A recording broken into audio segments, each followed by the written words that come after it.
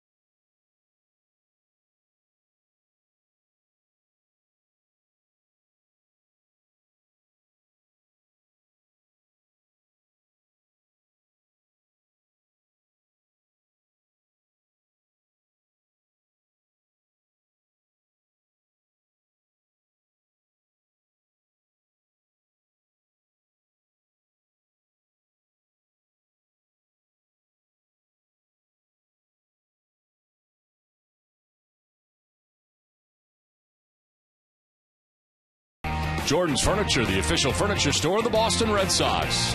McDonald's of Boston. Toyota's official website for deals, buy at Toyota.com. Dunkin' Donuts. Verizon Fios. And by Southwest Airlines.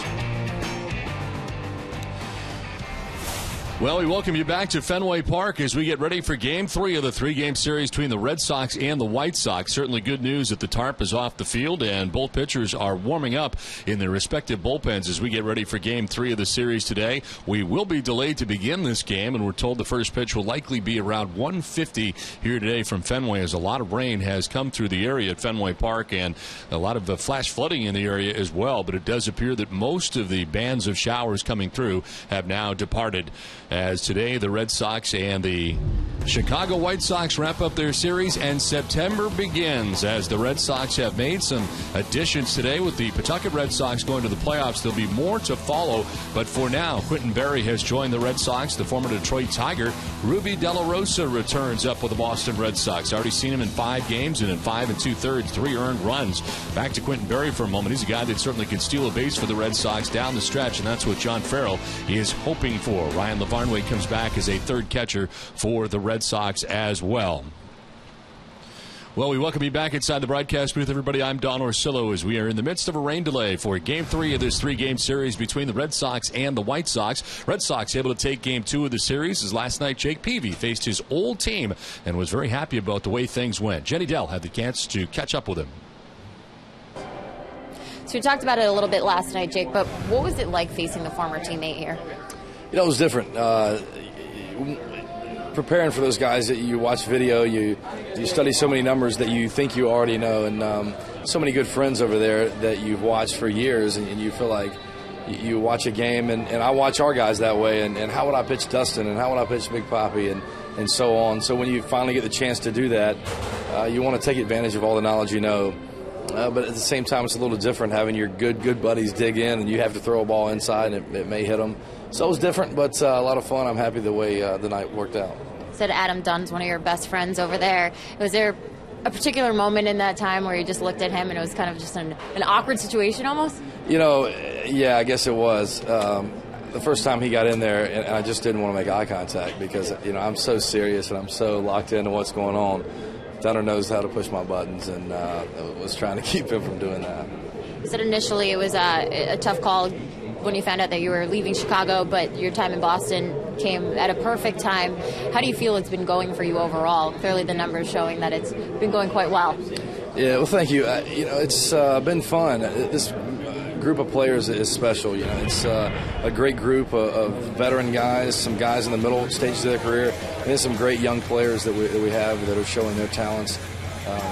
So I really like the mixture of guys. I think a lot of guys have the same mentality, personality wise. A guy like Ryan Dempster, who I've always admired, had a good friendship with, able to take those friendships to further levels, being able to play with him and Johnny Lester, John Lackey. It's been special this first month, and hopefully we can build some more memories here in the next few. September here, September 1st. We've talked about it earlier, but the Red Sox have had some tough Septembers in recent times. What are you thinking will happen this September? What are your expectations? Well, my expectations are nothing more than us getting it done and finding a way to win this division. You know, we do have a 4.5 game lead going into today, and it's ours to lose, and we understand that. But it's ours to win is the way we're looking at it. I think that not one player in that dugout or clubhouse today is worried about what's happened in previous Septembers. A new team, fresh faces, new leadership, and we're excited about the opportunity we have, and we fully expect to take advantage of it. Thank you very much for your time.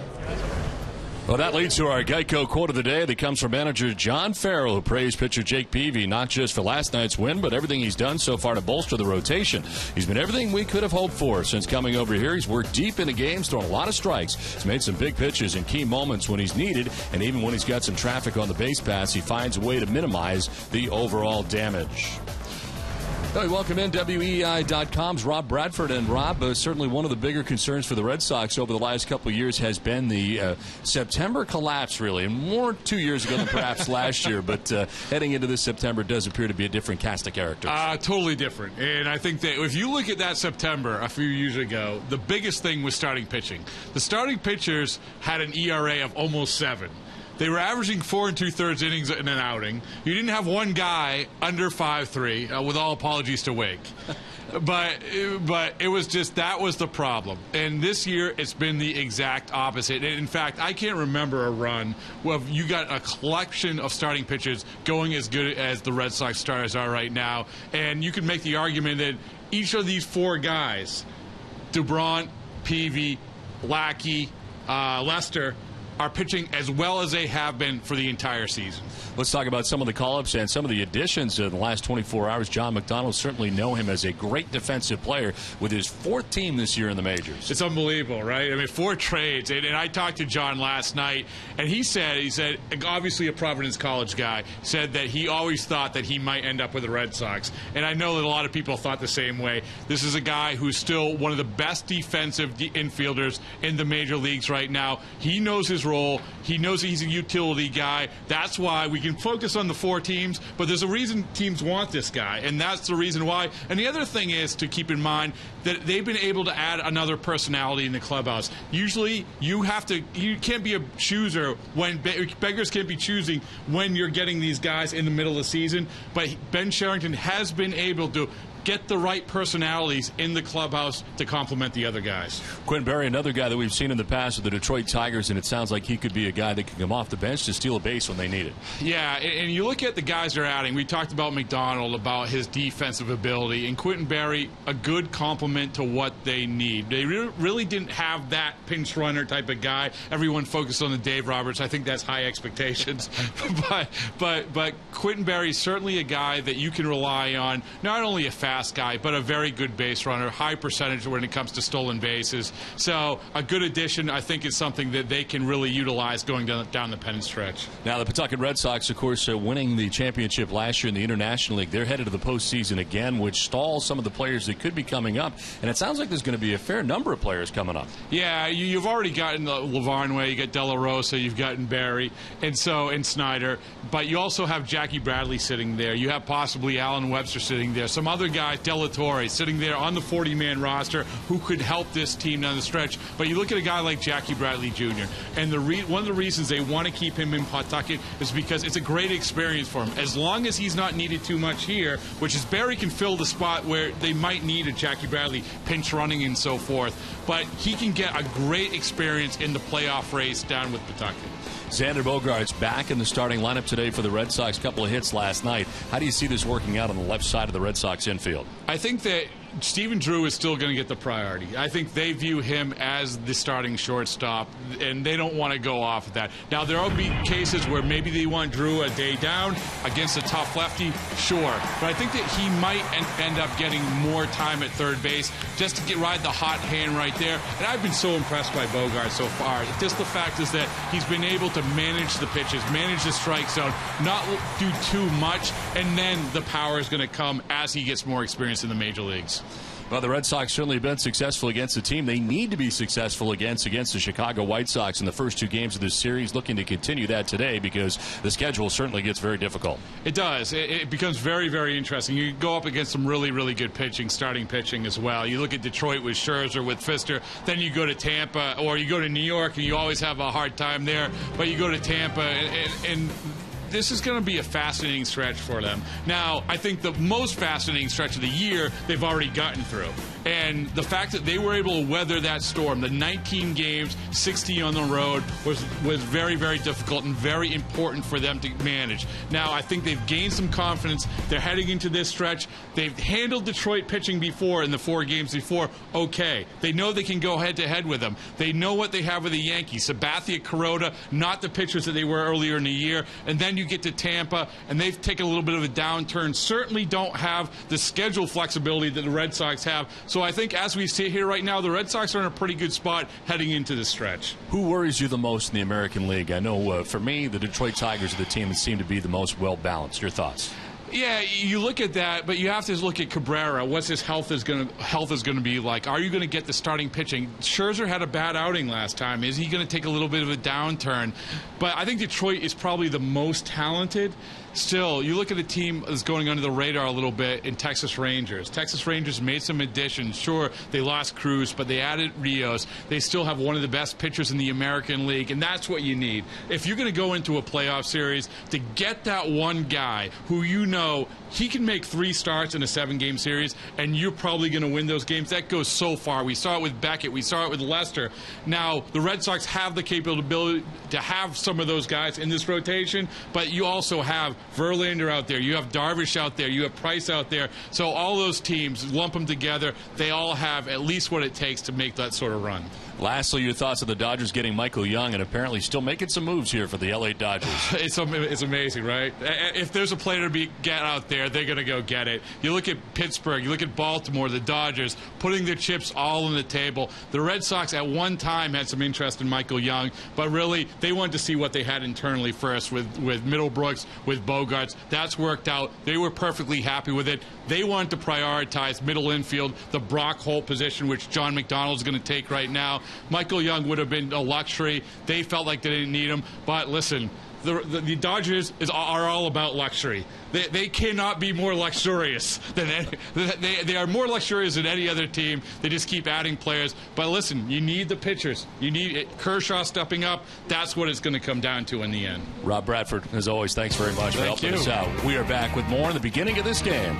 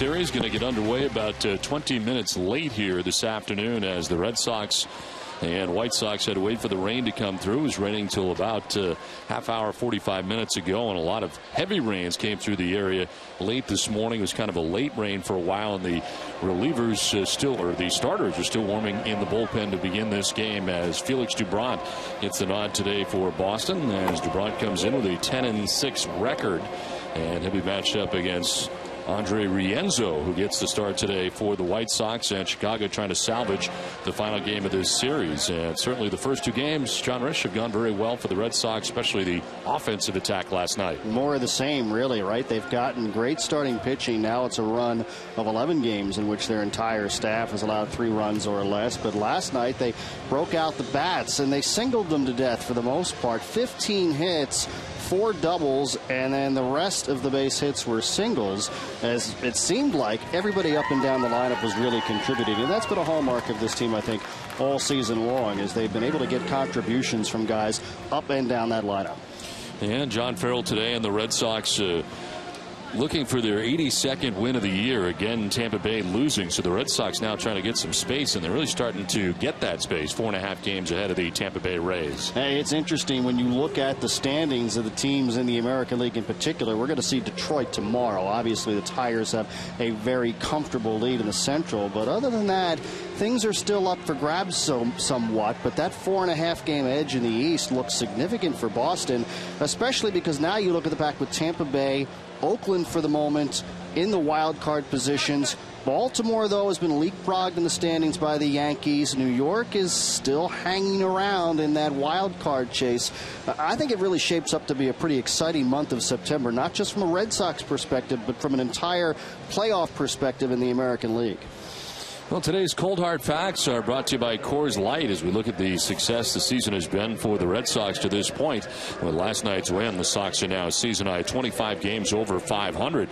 Last time they were 26 games over 500 was September 9th of 2009 when they were 85 and 59. Boston has also now allowed 3 runs or fewer in 11 straight games. The last time they had a longer streak, allowing 3 or less, was back in 1915. So it's been an incredible run. The starters have been going deep into games as the relievers now make their way out to the bullpen as Felix Dubron gets ready to come in, and he is just at the dugout now, and Felix tossing his warm-up ball into the front row of seats here at Fenway behind the Red Sox dugout as he gets ready for start number 25 of the year, his 26th appearance. And hopefully the precipitation is gone. There are some blue skies off to the left here at Fenway Park. The lights are on. It is mostly cloud covered as we get it started.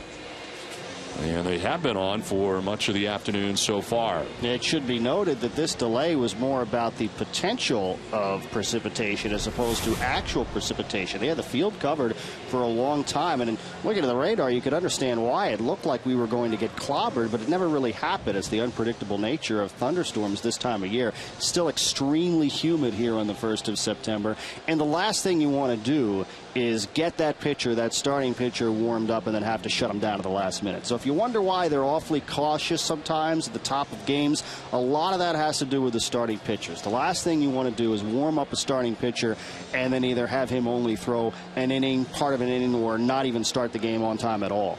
Certainly a concern anytime you have this kind of forecast in the area.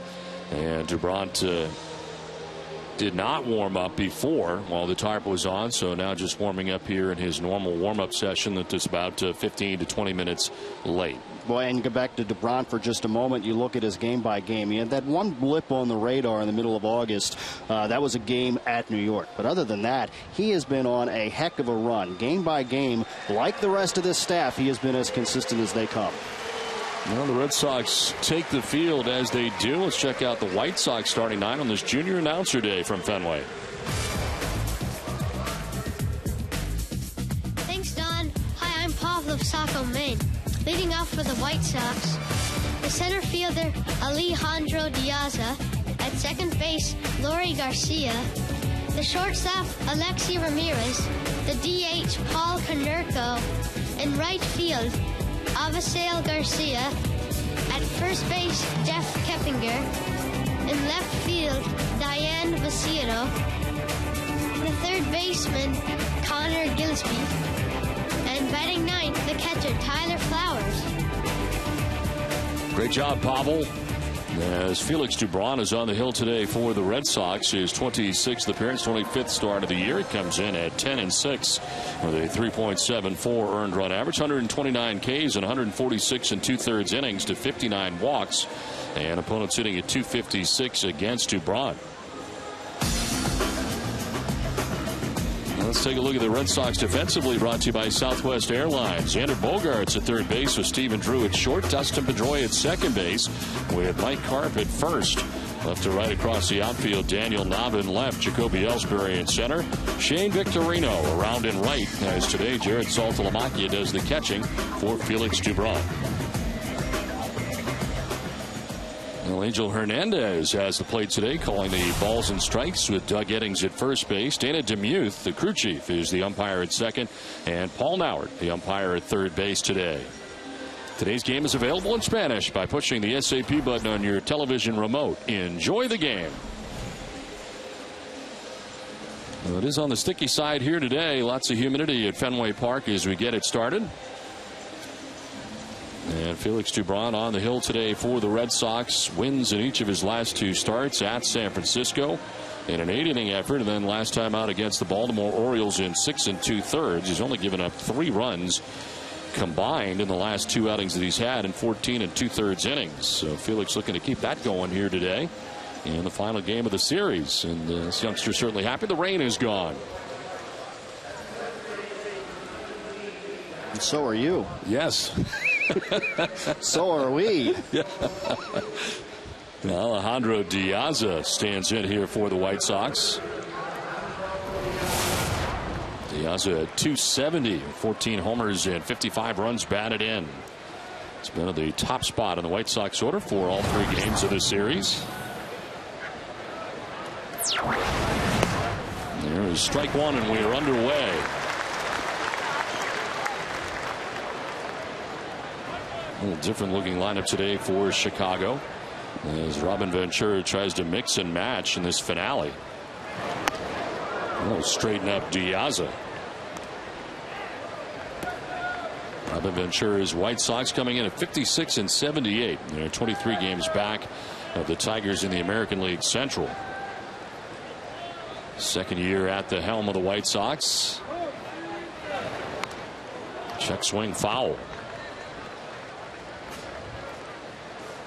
Officially a 19-minute rain delay. As Leori Garcia waits on deck, a new number 2 hitter today for the White Sox. Then we'll see Alexei Ramirez in the inning.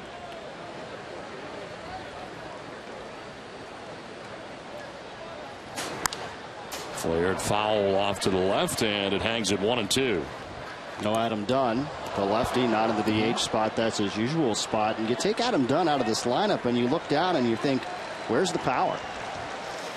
Konerko certainly had an off year. He'll take over as the DH today.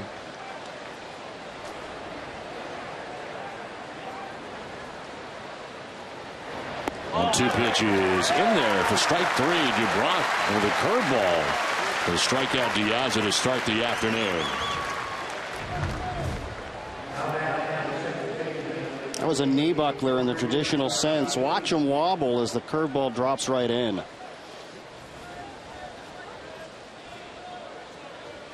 So 1 down here in the first inning.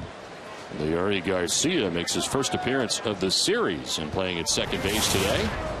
190, no homers and 2 runs batted in.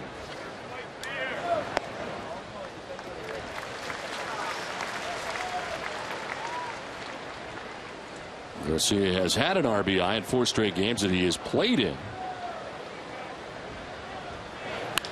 That's a one hopper that kind of explodes on Drew, but he picks it on the backhand. Throw's going to be late. Too much speed from Garcia. Gets down the line well, and he'll beat it out. Nice play by Drew even to get that ball. Yeah, really exploded up on him almost in self-defense as he was falling down backwards. Made as good a play as you could. It's a base hit for Garcia, who's aboard here for the White Sox with 1 down in the inning. Brings up Alexei Ramirez. 285, 4 homers and 41 runs driven in.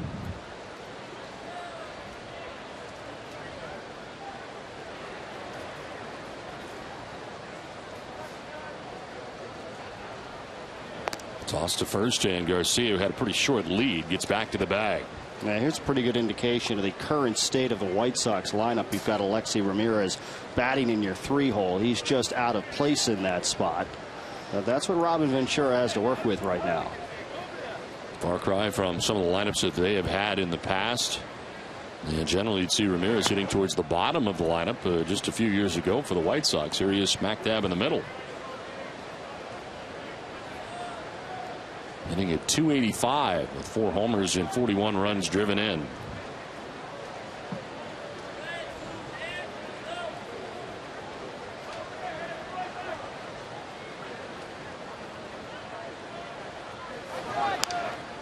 Lifts it down the right field line, falling fast and falling foul.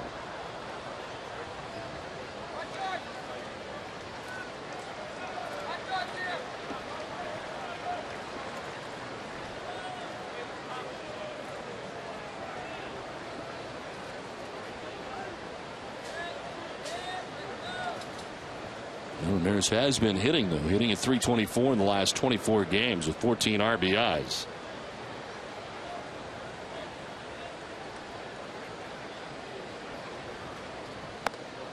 Fourth in the American League in hits since June the 10th.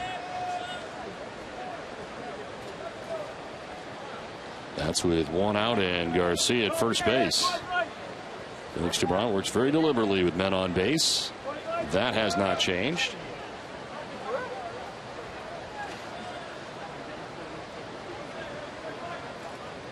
There goes Garcia, and a swing and a foul off to the right by Ramirez.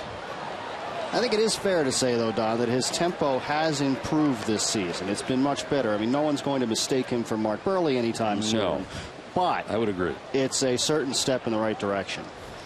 That's one thing Juan Nieves really wanted to work on with him earlier in the year. Not just him, but the Red Sox staff as a whole that had become very, very slow in the years past.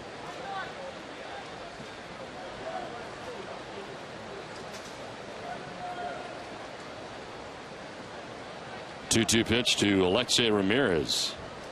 Garcia not running this time, and Ramirez takes ball 3.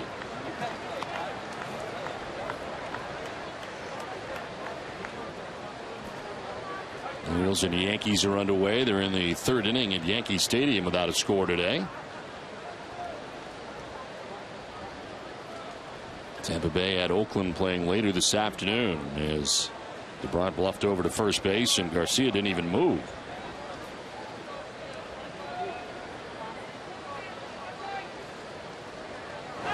Ramirez pops it up into shallow right. Victorino racing in. And Chain's going to get there to make the catch for the second out here of the first inning.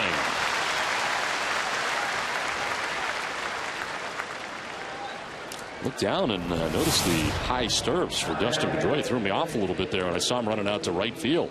Dustin's got a new look today. A lot of red. Well, no hits in the game last night. One of the few Red Sox not to have a multi-hit game. He didn't have a hit in last night's game, so trying to change it up today. 2 down. Garcia is at first base, and Paul Konerko the batter.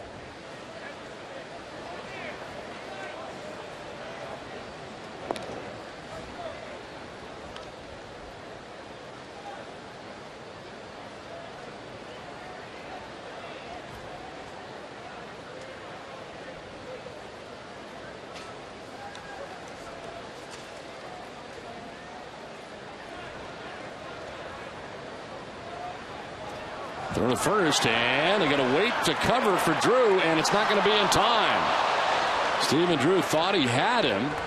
Seemed as if he was late breaking to the bag as they had Garcia picked off. He was guessed wrong, and he still gets to second base with the theft. I think DeMuth got the call right at second. I don't think Drew got there in time to take the throw. Nava had to wait. He had to wait for Drew to come across. They had him. He was going all the way. But watch, by the time that Nava releases that ball, he's almost on top of the bag. And he was safe.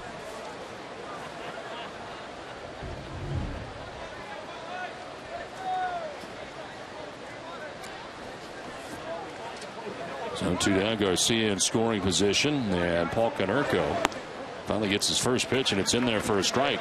Carped the man over at first base today, and he had to wait for Drew to come across. Just that little extra split second.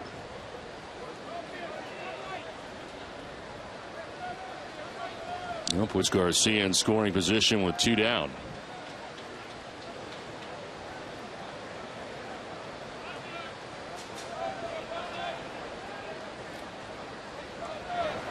And Konerko goes around. Couldn't hold up, and it's 0-2. Changeup fooled him. Very tentative swing.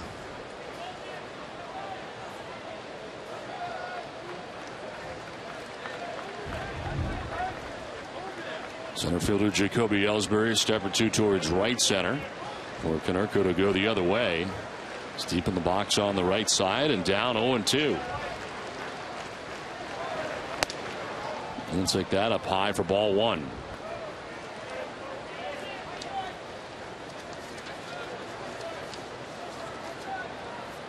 Well, Felix DeBrant 2-1 in 3 career starts against the White Sox with a 3.00 earned run average. Last faced him on May 21st at U.S. Cellular Field. He took the loss despite giving up just 2 runs in 6 innings against the White Sox. Not close, and it evens at 2-2. It was the first fastball that DeBrant has shown Konerko in this at bat, and that was really just a show me up and away.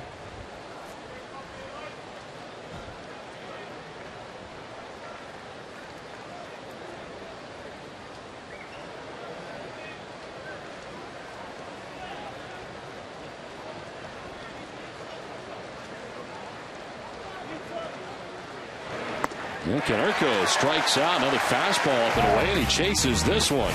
Red Sox coming up from Fenway.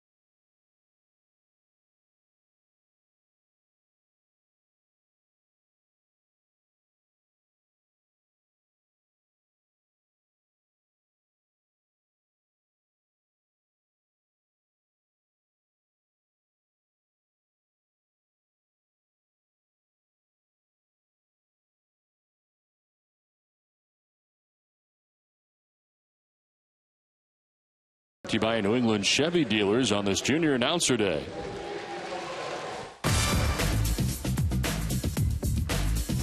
Thanks, Mr. Ursillo. Hi, I'm Maddie from Charlestown. Leading off for the Red Sox, the center fielder, Jacoby Ellsbury. In right field, Shane Victorino. The second baseman, Dustin Pedroia. At DH, David Ortiz. In left field, Daniel Nava. The first baseman, Mike Carp. The catcher, Jared Saltalamacchia. At shortstop, Stephen Drew. And batting ninth, third baseman, Xander Bogaerts. Nice job, Maddie. As the Red Sox come to bat here, Jacoby Ellsbury leads it off as Andre Rienzo deals with a pitch inside. Take a look at Rienzo's numbers. His season numbers brought to you by Nissan. 7th start, 1-0 with a 4.21 earned run average. Opponent sitting at 252 against Rienzo. And a ground ball towards Garcia at second base. Throws out Ellsbury, and there's one down in the inning. And the White Sox defensively brought to you by Jaguar. Connor Gillespie at third base, Alexei Ramirez at short, Leury Garcia at second with Jeff Keppinger at first base. Left to right in the outfield, Diane Viciedo, Alejandro Diaza, and Aviciel Garcia, with Tyler Flowers doing the catching today for Andre Rienzo. One down in the last of the first inning, and it brings up Shane Victorino. Shane hitting at .297 with 12 homers and 51 runs driven in, and he has been hot lately. And so take a look at strike one. Shane has hit safely in his last 6 games, hitting at .500 the last 6 games. He is 12 for his last 24. I'm sorry to see August go. He had a terrific August. 7 home runs. 22 RBIs, scored 24 runs. Third in hits in the league in August.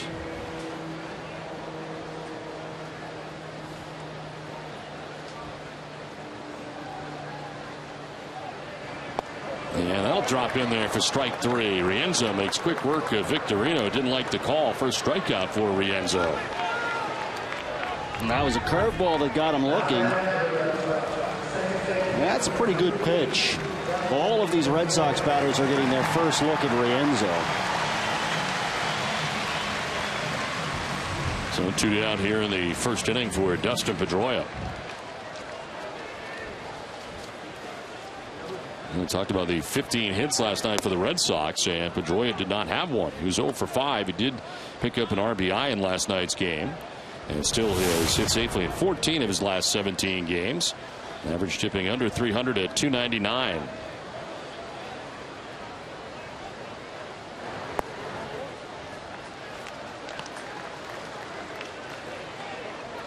And the stirrups today for Dustin Pedroia, the high socks today, trying to mix it up. I like that look. I think it becomes him. 2-0 pitch is over the outside corner for a strike. It'd be a good look for you, I think. The high socks? Yes. He's got a protective shin guard on the front left shin and drives this to left. Viciedo's back, going to be over his head. Off the scoreboard, and Pedroia will hold on with his single. Sox are working just good. Base hit quickly up over Viciedo in left field.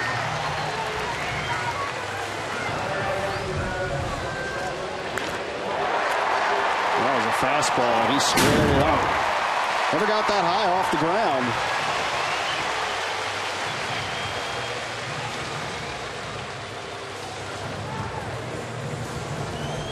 On board at first base with 2 down, and it brings up David Ortiz.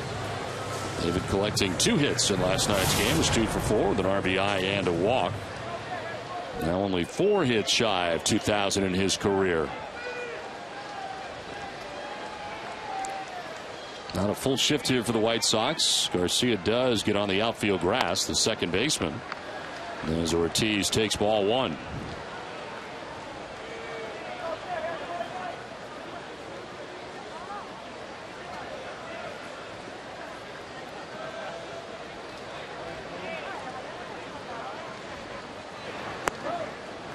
A little bit low, and it's 2-0.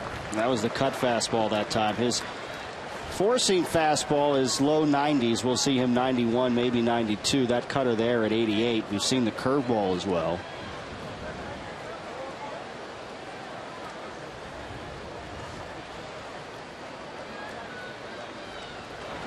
Two-0 pitch, wrap foul down by his shoe tops, and it's 2-1. That might be one that Poppy would like back. Hitters count 2-0. That was right down the chute.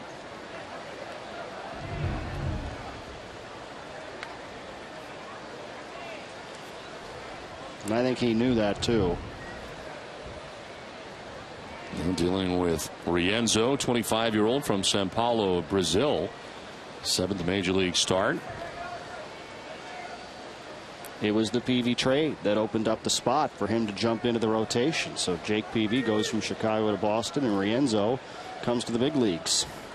John Gomes of the Cleveland Indians, only 2 Brazilian natives to play in the major leagues. On the first base, and back to the bag is Pedroia. And Rienzo, the only pitcher from that country to earn a major league victory.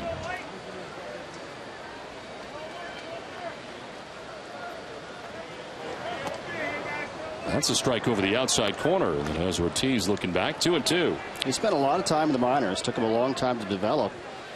But Brazil is obviously not a country where you typically would think of a lot of top quality baseball prospects. He was very raw when they got him.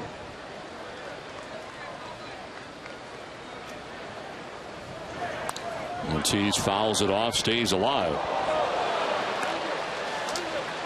You can start following NESN on Twitter for the latest breaking news and programming alerts. It's all available on your computer and mobile device. Follow us on twitter.com/NESN.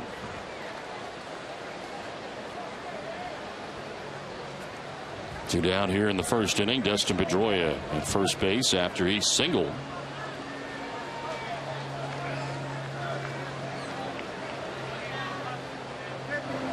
And Ortiz pops it up foul, back and out of play.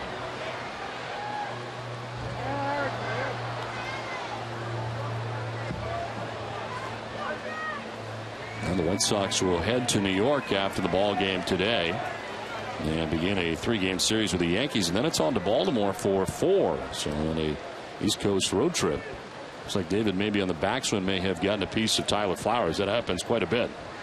David's long swing.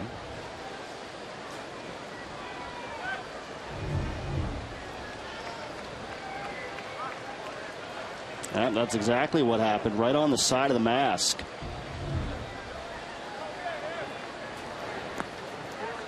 In the dirt outside, full count. So Pedroia can get a first base start here as he'll gain his lead.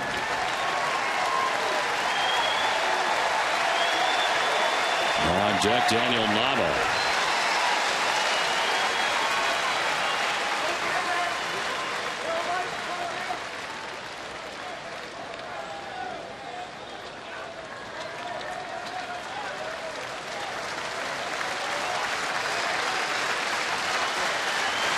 Ortiz will take ball 4 and head on down to first base. Lengthy at bat. Worked out to be an 8-pitch at bat and a 2-out walk for David Ortiz. Arienzo was awfully careful with Poppy there. Really, the one pitch he had to hit that was really in a good spot was that 2-0 fastball. Everything else was marginal or outside the zone. So 2 on, 2 down, and Mike Karp the batter. Rather, Daniel Nava the batters. Nava hitting at .297, 10 homers and 56 runs batted in. Karp waits on deck. Red Sox threatening here in the bottom of the first inning.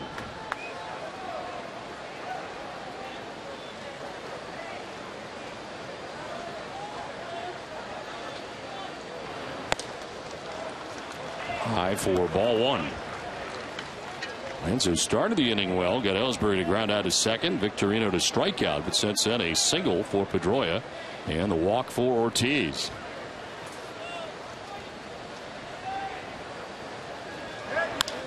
A fly ball out to left center field. Diaza has it sized up, and Rienzo gets out of the first inning. Red Sox strand a pair, no score from Fenway after 1.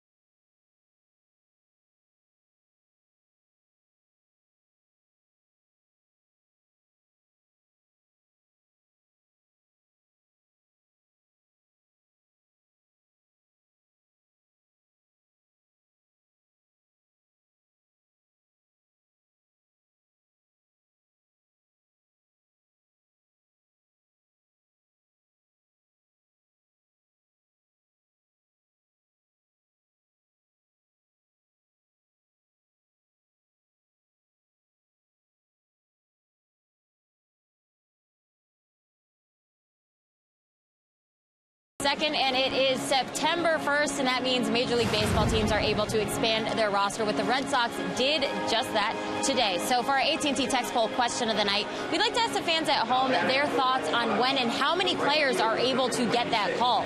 So text your vote to 536-536. Select A for you like the fact that there is 40 players. B, if the expansion is good, but it shouldn't be as many players. C, if the expansion is fine, but should come earlier in the season. Or D, there should be no roster expansion at all. Message and data rates may apply. Vote throughout the game and our post-game coverage, and we're going to reveal the winner tonight on NESN Sports Today. Don? All right, Jay, thanks very much. As obviously El Garcia fouls the first pitch back to the screen. Trying to kind of touch on this the night before last, but your thinking was that perhaps much like the NHL, kind of healthy scratches and changing game to game to keep the roster at 25 is your thought. I wouldn't mind that as long as there were some additional rules in place to keep you from mismanaging your pitching staff. Comes out to right center field, and that's going to get in for a base hit in front of Victorino. And you look at the guys that they have brought up today, 4 call-ups, and then really a 5th guy because of the acquisition of John McDonald as well. So there's 5 extra guys here right now. They all fill a specific need, things that a team can use in September. A speed guy, a catcher, which allows you some flexibility later in the game, a backup infielder, another arm in the bullpen. In McDonald's case, a superior defensive player. So all of these guys, you look at them individually, and they fill a specific need and a specific role.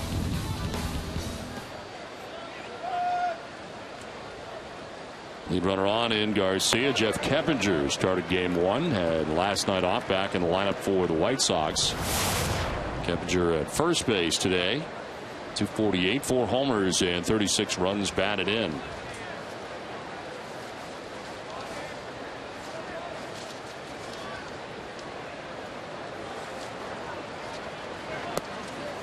He'll take strike 2. Keppinger in the last 16 games hitting at .347, 17 for his last 49. He's made 41 starts at second base, 34 at third, and today marks his 12th at first base. That's a high fly ball out to right center field. Ellsbury over, and makes the catch for the first out.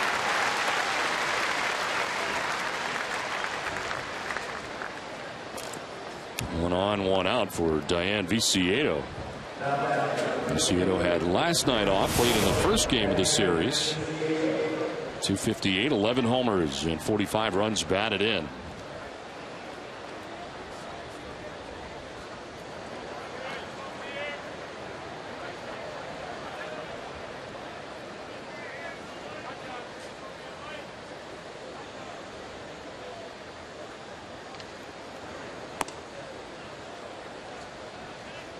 Not a lot of guys in this White Sox lineup with a ton of plate appearances against Dubron, but some success in small sample sizes.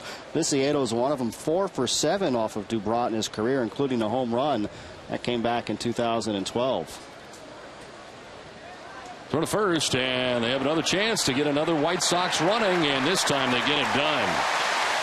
Now, they've been guessing. Garcia was able to guess right and pick second base as it turned out, but not this time. Avisail Garcia is caught stealing.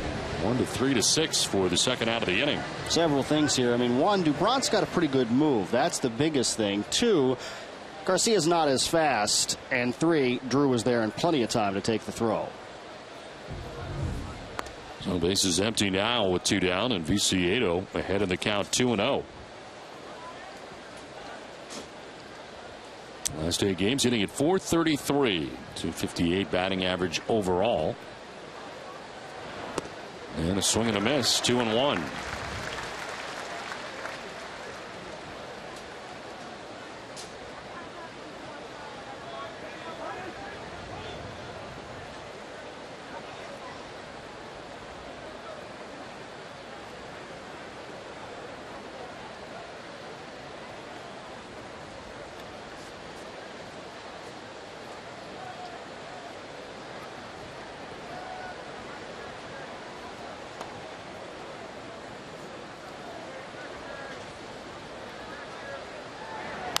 Viciedo fouls it back, 2-2. We'll get set for every Red Sox game on NESN with Red Sox Game Day Live presented by DCU. NESN's pregame coverage of the Sox begins an hour before every game. DCU, Digital Federal Credit Union, banking the DCU way. Another foul off to the right, another pitch wasted. One of the issues that Dubron has had from time to time is high pitch counts early and having trouble kind of putting guys away. Pitch count being up near 100 at 5 innings worth of work, and he has done a better job of that this season, but still it recurs. He's at 28 right now, which is not a bad number if he can finish this at bat here. The strike percentage is high, 20 strikes and 28 pitches. He wanted that, but it is high for ball 3, and he will check again. Very dangerous. He's done that a few times. But I think Hernandez got the call right. There's a ground ball to short. Drew plays the high hop over the cap high, and his throw is in time to end the inning. And the score as we head to the bottom of the second. Mike Carp will lead it off.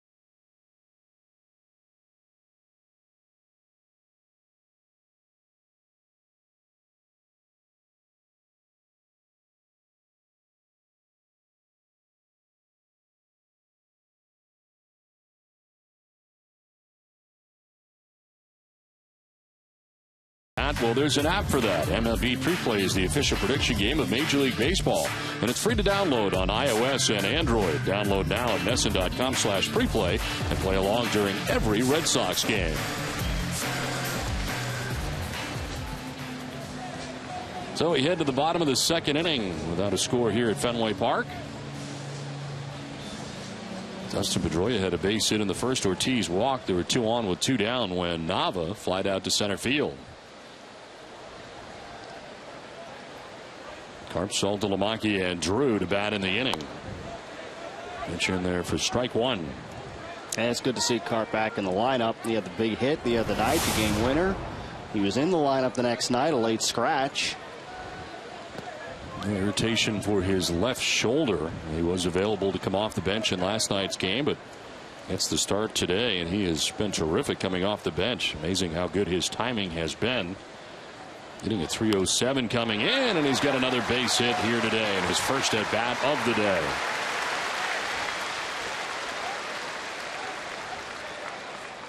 It wasn't clear initially what he did to have the shoulder act up on him. He said it just was a product of him sleeping on it funny, which happens from time to time. But if you look back on some of the under-the-radar acquisitions that Ben Cherington made, what a difference Mike Carp has made to this team.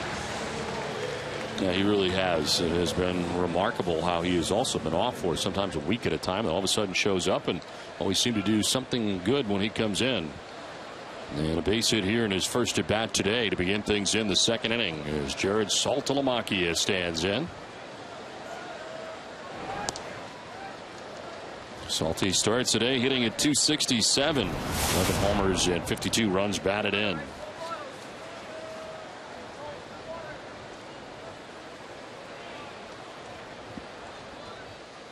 Salty against right-handed pitching, hitting at .284 and 10 of the 11 home runs he has off right-handers as they check on Carp at first base.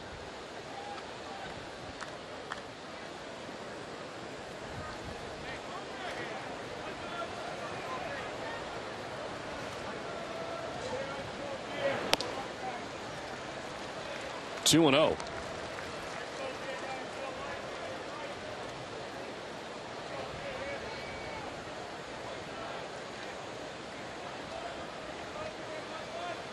Saltalamacchia has set single season career highs in hits, extra base hits, and in walks so far this season. And a grounder foul here outside of first.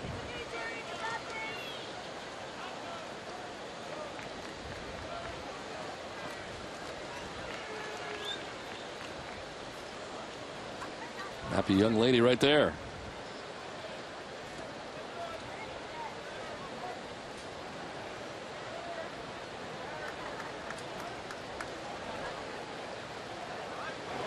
Two-one is in the dirt, and it's 3-1. And the strike percentage not that good for Rienzo right now. It's dipping closer to the 50-50 mark. Once again, the Red Sox lineup are making the Chicago White Sox pitchers work.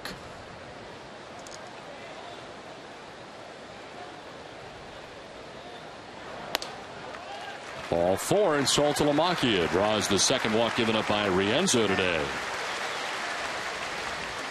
Well, Beth Israel Deaconess Medical Center, the official hospital of the Boston Red Sox, invites you to join the walking club. Sign up today and get a cool wristband, plus everything you need to start a walking program for better health. Find out more at bidmc.org. 2 on, nobody out here in the bottom of the second inning for the Red Sox. Second straight inning they've had 2 on. Here's Stephen Drew. It's a .248, 10 homers and 53 runs batted in.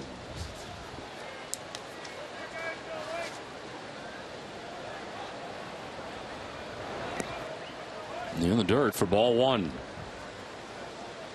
Yeah, we've seen Rienzo miss low with that cut fastball several times now.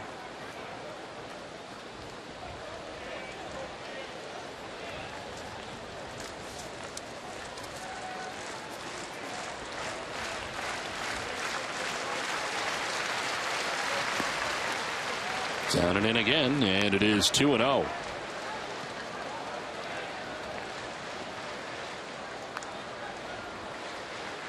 Rocky outing last time out against the Houston Astros. 6 innings, giving up 7 runs, 5 earned. on 9 hits. That's in there for a strike. Certainly not good against that Houston Astros lineup.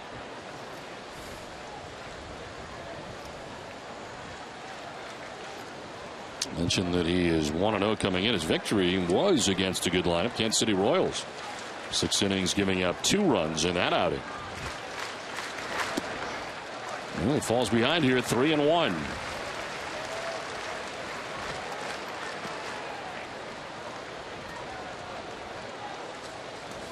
You look at Houston, they've lost how many games now? 90? 91. 91 games. Sometimes it's a wonder they've won 44. Fly ball down the right field line. Long run for Garcia over towards the warning track, and he gets there to make the catch. Tagging at second is Carp, and he'll take third base. Remaining at first is Saltalamacchia. Drew gave that a ride, and Garcia was over towards right center. He had a long way to go to get over there, but he gets there for the out.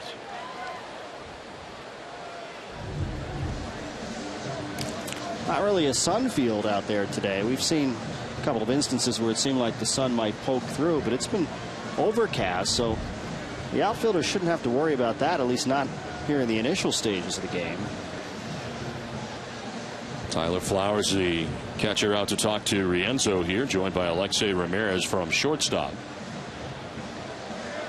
And Xander Bogaerts coming up here for the Red Sox with runners at first and third and 1 down. Bogaerts in last night's game went 2 for 3, scored a run. 333 so far in the majors, no homers and 2 runs batted in. At 20 years, 334 days old, he became the youngest Red Sox player to drive in a run, score a run, and reach base in at least 3 times in a game since Tony Conigliaro. That was back in 1965.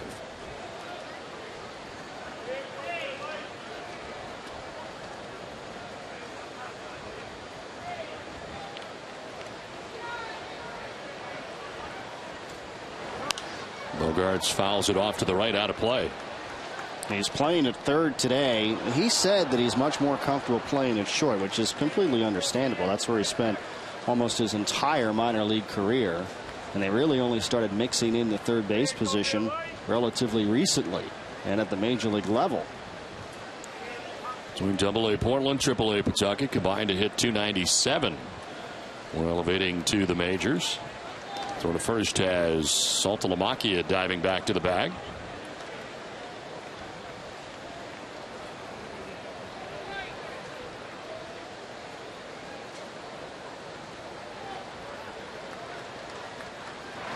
Runner goes, and taking second base standing is Saltalamacchia. No throw. And a surprise attack right there. After all of that attention they paid to him at first base. They're trying to hold him close to preserve a double play opportunity, but then he takes off and there's no play.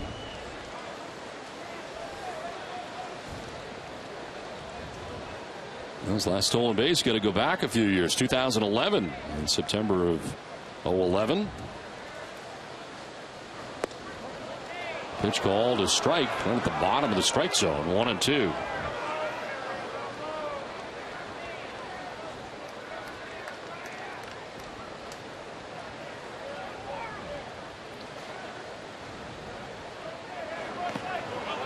In the dirt outside, blocked by Flowers, and count evens at 2-2. Now Rienzo trying to get Bogaerts to expand the zone there, something we haven't seen Xander do too much of in the early going. I've been surprised how patient a hitter he has been, being as young as he is. First go around here in the major leagues. That's going to miss high for ball 3. Same idea, different spot. It was the breaking ball away he wouldn't chase. This time the fastball up, nothing doing either.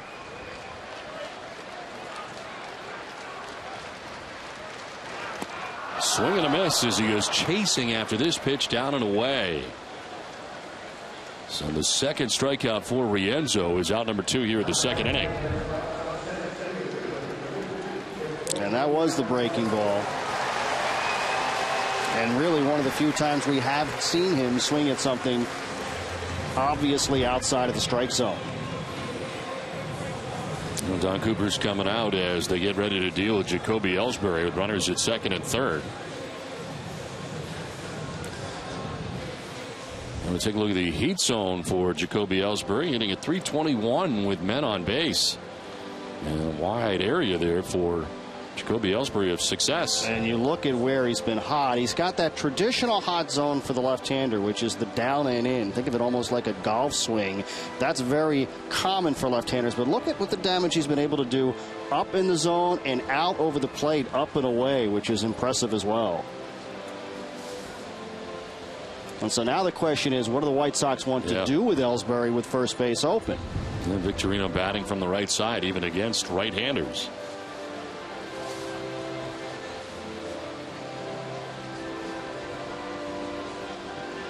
We just showed you that heat zone, and I know it's the right-left matchup.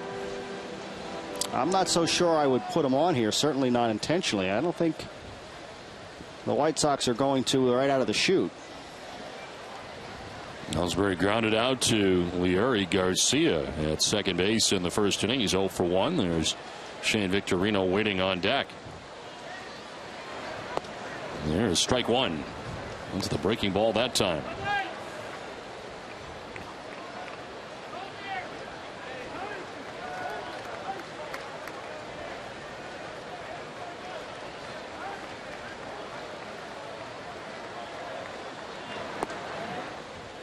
Outside for ball one. Back-to-back curveballs to start Ellsbury.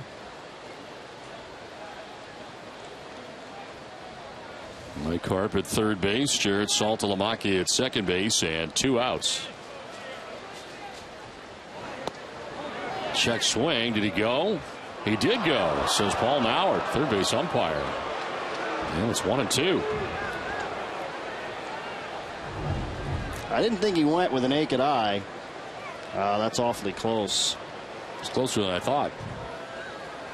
It usually is when you look at it on the replay on the side angle.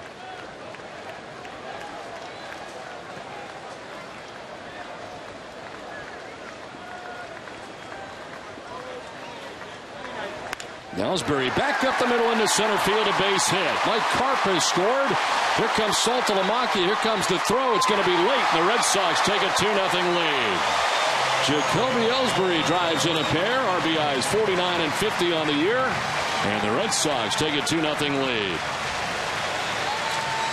Now Robin Ventura looks on. They had the meeting on the mound to try and figure out exactly how they wanted to approach Ellsbury. And Rienzo was pretty careful with him. He threw in a first pitch curveball for a strike, but otherwise he had been on the edges of the zone. That pitch was probably just a smidgen off the plate. Doesn't matter. Ellsbury can get to it. So that's big with 2 outs in the inning. Ellsbury gets credit for his single, takes second on the throw. And Shane Victorino coming up. He is 0 for 1. He struck out looking in the first inning.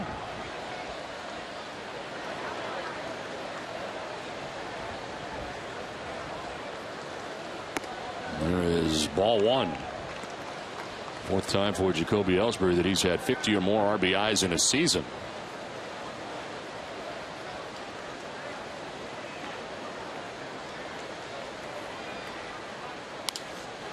Popped up foul and out of play.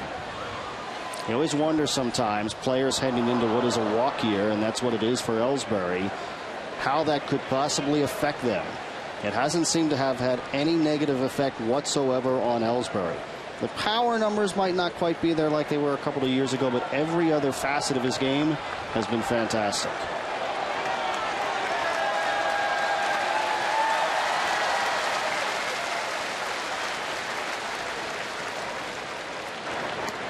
Victorino take it low as it got away briefly from Flowers, and Victorino had to dance out of the way.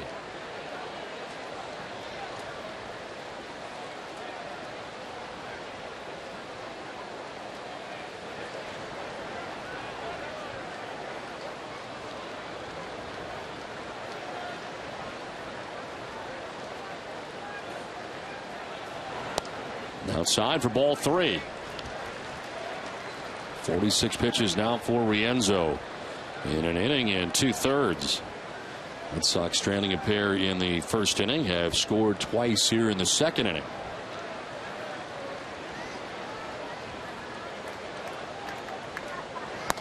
That's ball 4. That was the second walk of the inning, third of the outing, giving up by Rienzo.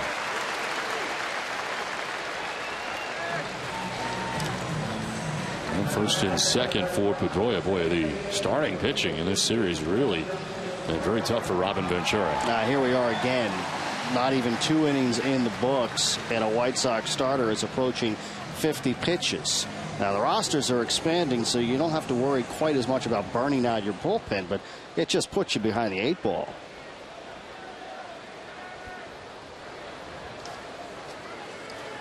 So Pedroia becomes the 7th member of the Red Sox to bat here in the second inning as he takes a pitch outside.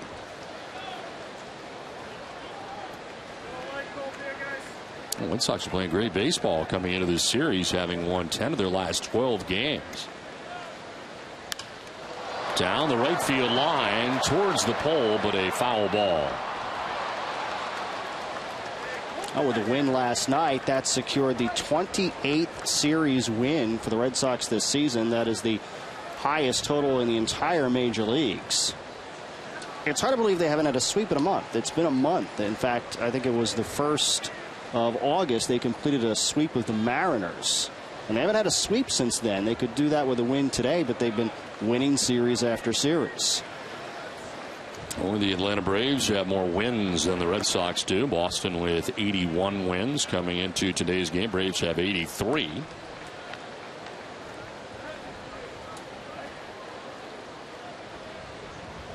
What a difference a year makes, to say the least.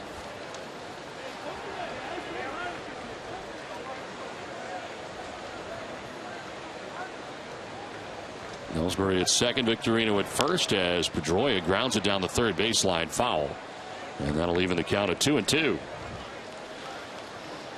When our veterans return from Iraq and Afghanistan, a number of them suffer from post-traumatic stress and traumatic brain injury. The Red Sox Foundation's home base program treats them.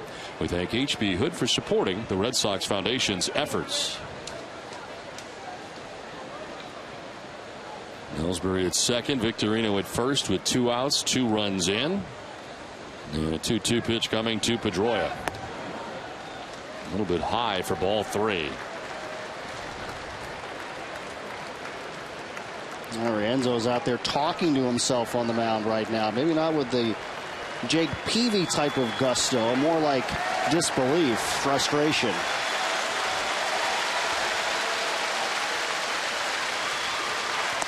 Pedroia takes ball 4. It's back-to-back walks, 3 in the inning, and the bases are now loaded.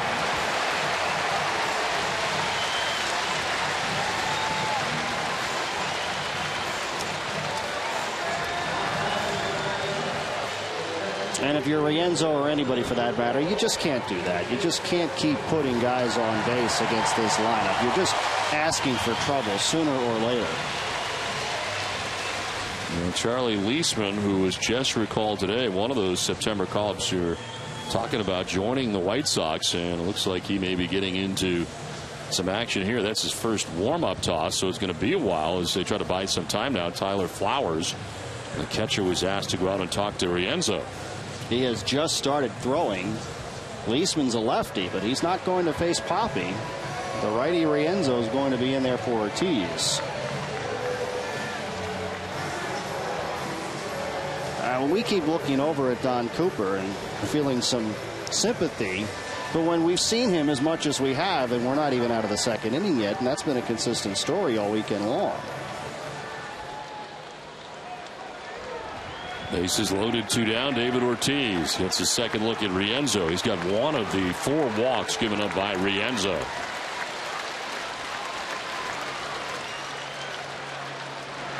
And David lines it into right field for a base hit. From third, Ellsbury will score. Here comes Victorino. The Red Sox tack on 2 more and take a 4-0 lead.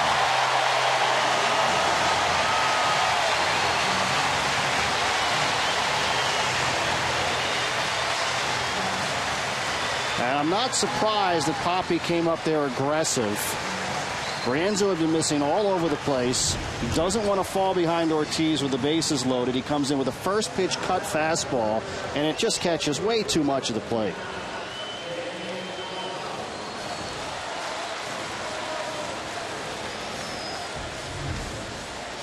So David Ortiz collecting RBIs 83 and 84 on the year.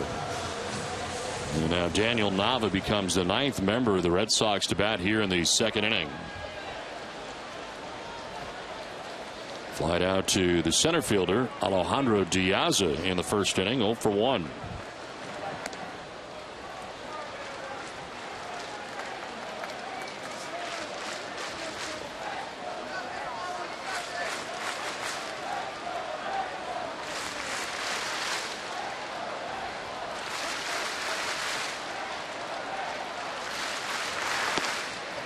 That's a strike, and a generous strike at that. 1-1.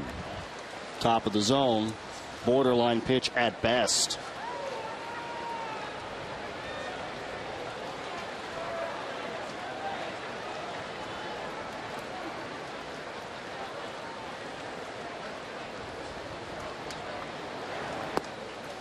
Strike 2.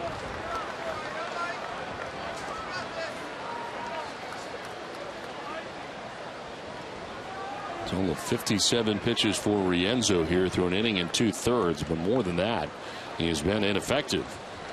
Already allowing 4 runs. He's got 4 walks in an inning and 2/3, 3 of them coming in this inning, and 2 of them have already turned into runs.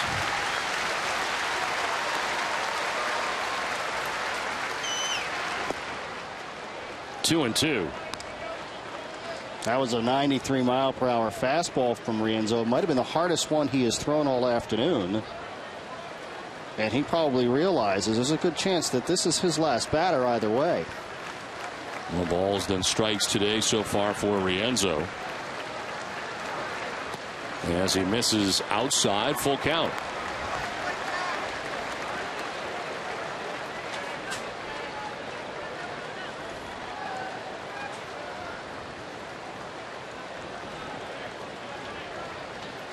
Seventh 3-ball count, 4th full count already for Rienzo.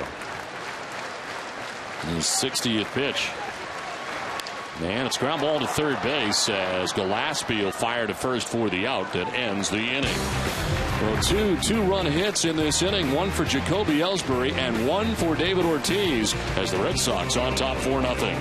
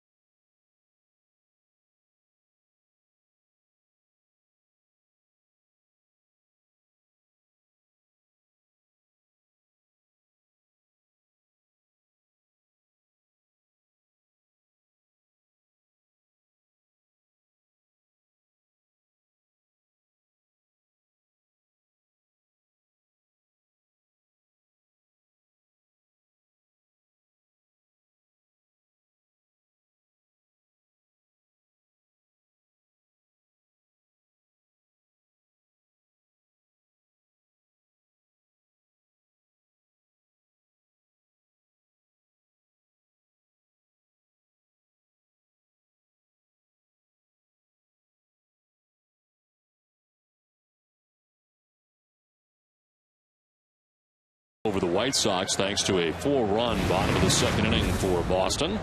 Connor Gillespie, Tyler Flowers, and Alejandro Diaz scheduled to bat here against Felix Dubron. Long wait for Dubron in the bottom of the second inning, as he misses badly to Gillespie inside. Gillespie back at third base, hitting at .244, 11 home runs and 30 runs batted in.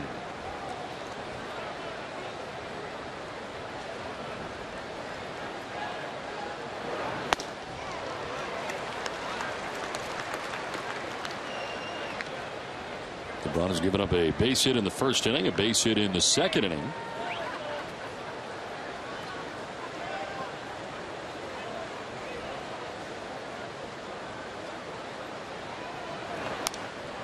And a foul back to the screen, 1-2.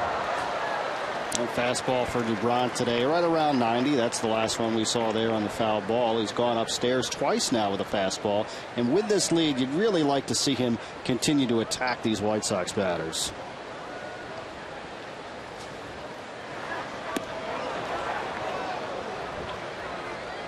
Well, he might have had strike 3 there, but instead ball 2, 2-2. It was on the edge. I wonder if Hernandez gave up on this curve. Boy, he likes to take that little step, doesn't he, right off the mound when he thinks he's got it?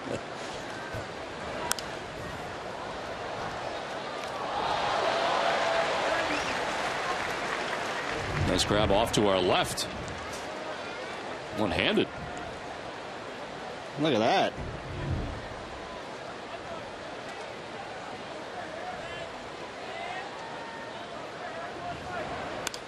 To left field. Nava's in a perfect spot, puts it away for out number 1 of the third inning. Let's send it down to Jenny Dell.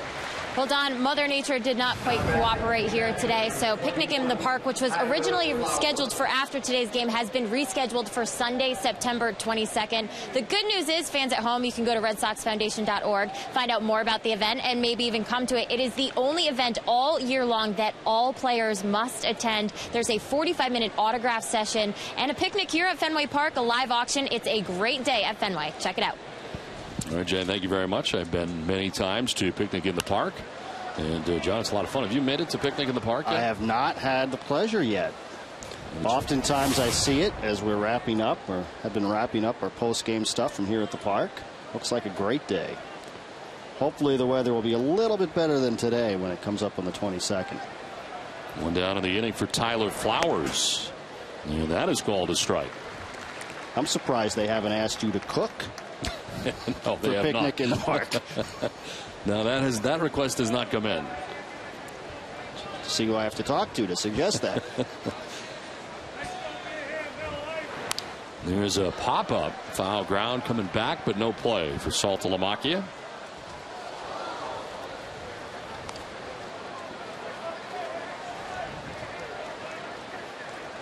A tough couple of innings for Andre Rienzo. The action is stopped in the pen, so it looks like he may be coming back out here for the third inning to try to get some of that momentum back. It's not bad in the first inning, but certainly a very difficult second inning to the tune of 41 pitches.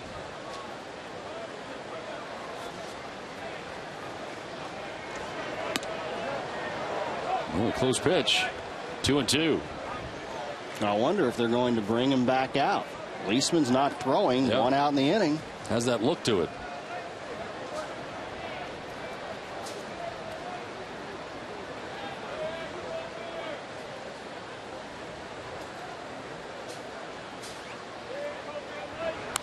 Flowers fights it off foul, and we'll do it again. 2-2.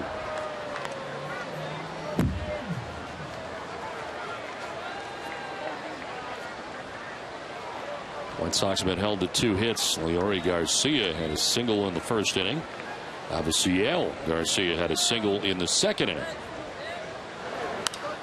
And a foul off to the right out of play, and this at bat will extend to an 8th pitch. Number 9 man Tyler Flowers deep in the count here against Felix Dubron.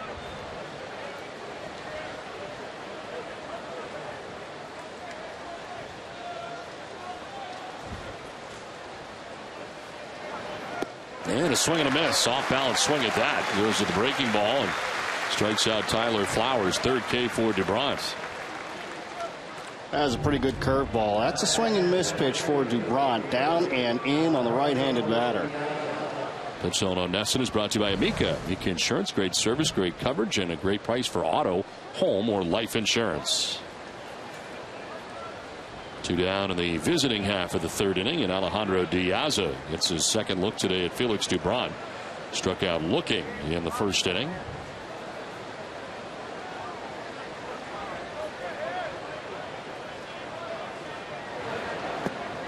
We'll take strike one.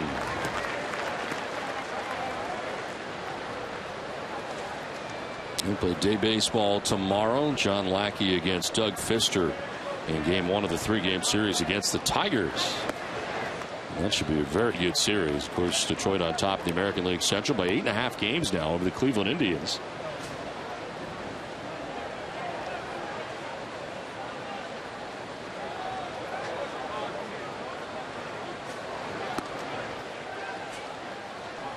Only some space now between the Tigers and the Indians. 8.5 games. Royals 10.5 back. And they're really the one team that, at least on September 1st, can think more about making sure they have everybody rested, lined up exactly the way they want heading into the postseason. You want to make sure Miguel Cabrera is okay health-wise. Cabrera did not play in the game yesterday. I was surprised he was in the lineup the day before. Why push it at all with Cabrera?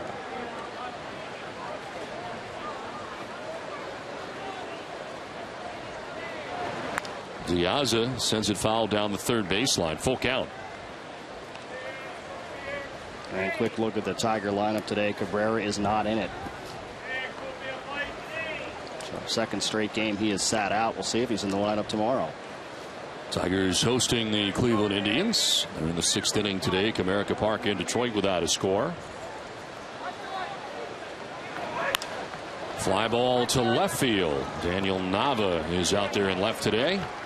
And Felix DeBrant has 1-2-3 third inning. Red Sox have a 4-0 lead.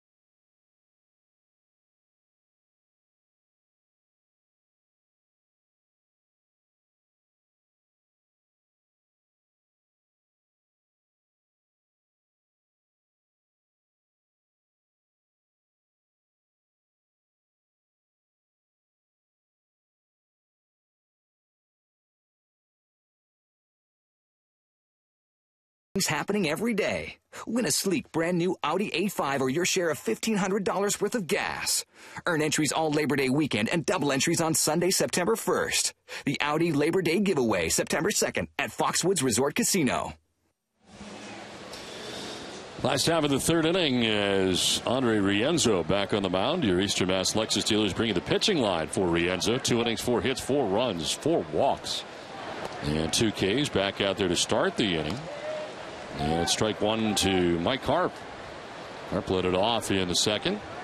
Able to get it started with a single. And Harp would come around to score. The Red Sox first run of the day.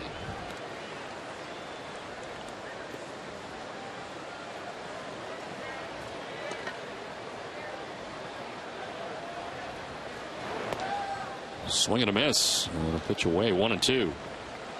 Can't help but think the Mariners might like to have Mike Carp right now, who they let go in spring training, deciding instead to keep Jason Bay. That was the roster decision. Ended up designating him for assignment. This is lined and kind of was hooking back towards Ramirez, able to go to the backhand to make that catch. He was headed in the wrong direction initially. A lot of spin on that one. Yes.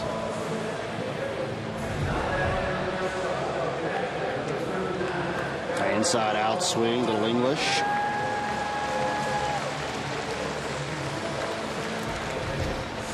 So Mike Carp retired on the lineout for the first out here of the third inning, and it brings up Jared Saltalamacchia.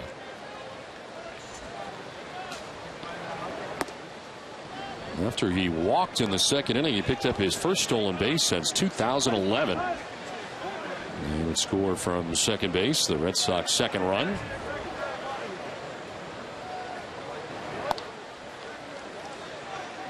In 2 games, we've seen added dimensions from Red Sox catchers. A bunt single from David Ross.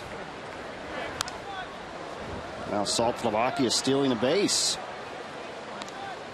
Well, Leesman back up again. He was up last inning, just called up as part of the September call-ups for the White Sox. He was a starter down at AAA Charlotte, so he may be a guy that can give Robin Ventura some innings today. There's a high fly ball to right field. Garcia coming in. Waiting for it to come down. It finally does for the second out of the inning. Advil is the official pain reliever of the Boston Red Sox and proud supporter of Volunteers. Go to Advil.com to find out about the Advil Relief in Action campaign. Now 2 outs here in the third inning, and Stephen Drew coming up. Drew flied out to right field in the second inning, 0 for 1 today.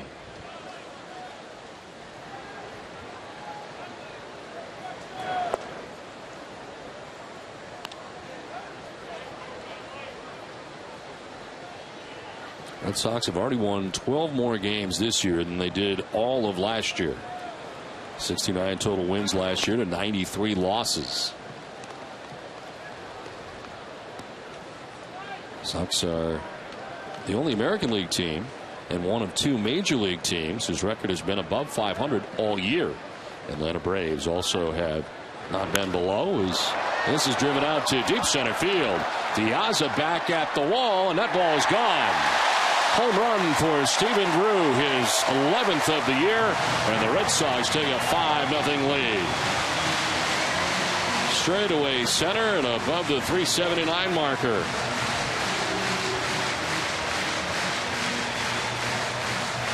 Just to the right of the line where the wall ends. It's been a good news, bad news proposition, I suppose, for Rienzo. He's thrown more strikes in this inning, but this time Drew takes a strike and deposits it out of the park.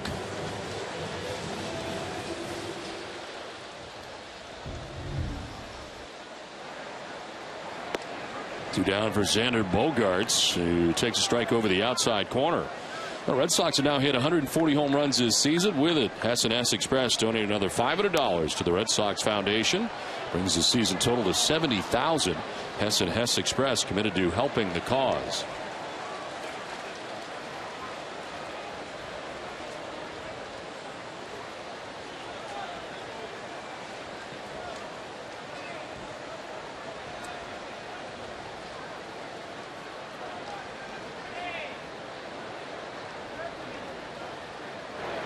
And Bogaerts falls off another to the right. And another fastball.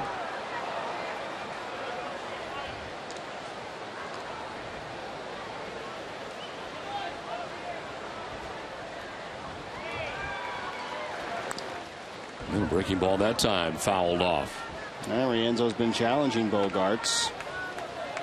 4 pitches so far in this at bat, all in the zone.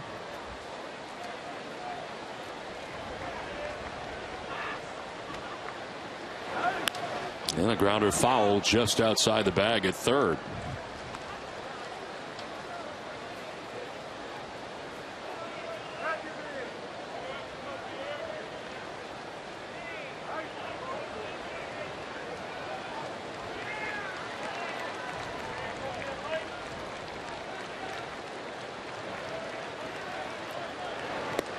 That's in there for strike 3 over the inside corner to end the inning. But Stephen Drew collects his 11th home run of the year, and the Red Sox take a 5-0 lead.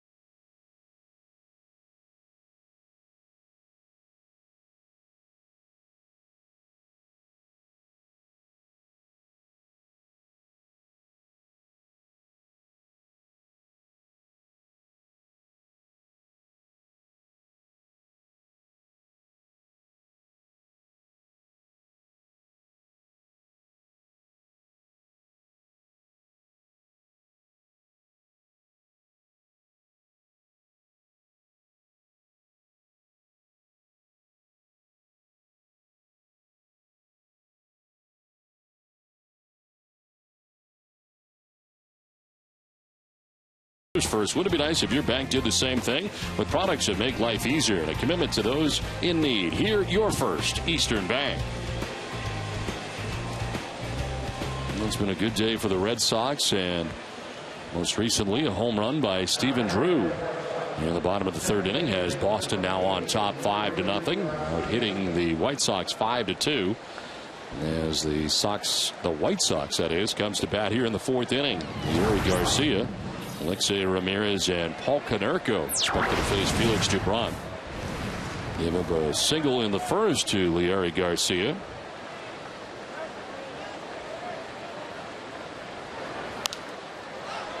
Now pops it up. Saltalamacchia will go as far as he can, but it's out of play.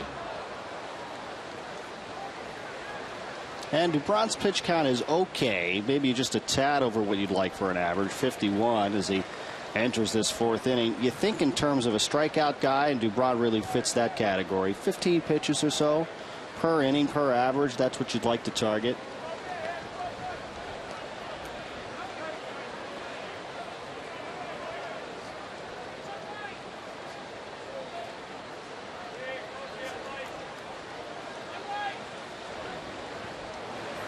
The one pitch rolled over foul, and then when getting a piece of the foot or lower leg area for Garcia. Finally have a little sunshine here at Fenway Park. Look at that. Wasn't much of that late this morning here at Fenway Park.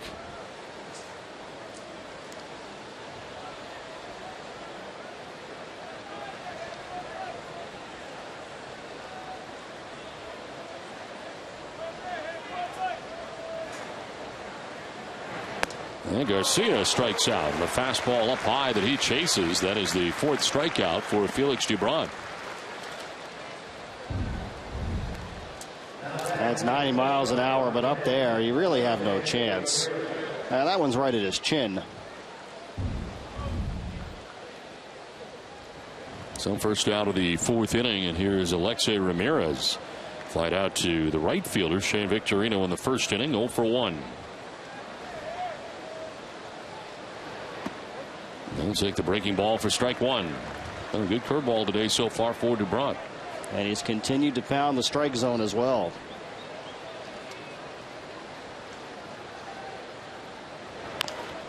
On the ground, foul outside of 3rd.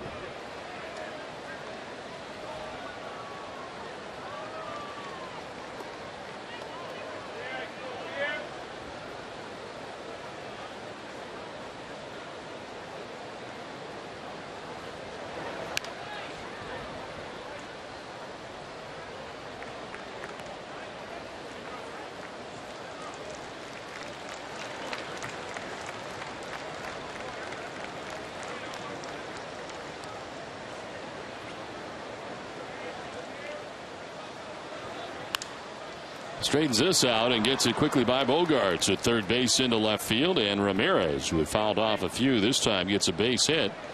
That's the third hit of the day for Chicago. Well, today's Twisted But True Fact looks at some brotherly love on the White Sox. Last Wednesday, Jordan Danks hit what proved to be the game-deciding home run for the White Sox, while brother John was the pitcher of record. This homer was historic beyond propelling White Sox to their 14th win in 20 games. Jordan became the first player to homer in support of his brother since June 3rd of 1955, when Billy Shantz homered in support of Bobby Shantz for the Kansas City Athletics. Twisted Tea Hard Iced Tea is the refreshing hard iced tea. It tastes like real iced tea. Be a little twisted. I like those throwback unis that they were sporting in that. I like that White Sox uniform. I don't really like them. You really didn't like them? How about the shorts? Did you like the shorts? No, The year they wore the shorts. This one is fouled down the right field line, out of play.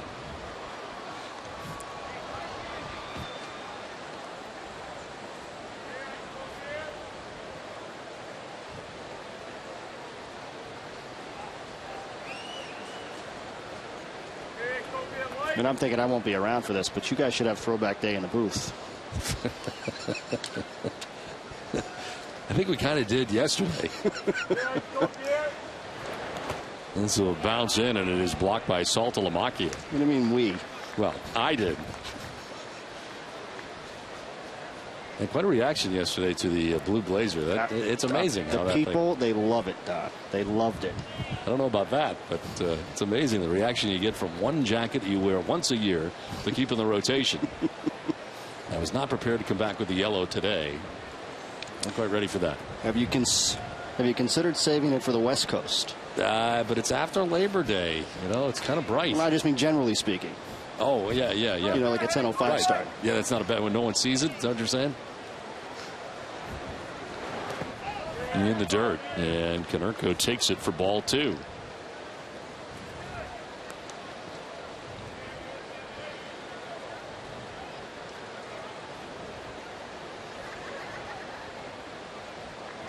There it is, another chance for us to see it. Welcome to the Lido deck here at Fenway Park. What time is the buffet?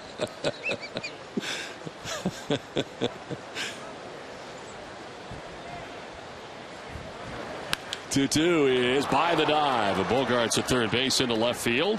Nava over to play it as Ramirez moves to second on the base hit for Paul Konerko. And the White Sox put together back-to-back base hits for the first time today.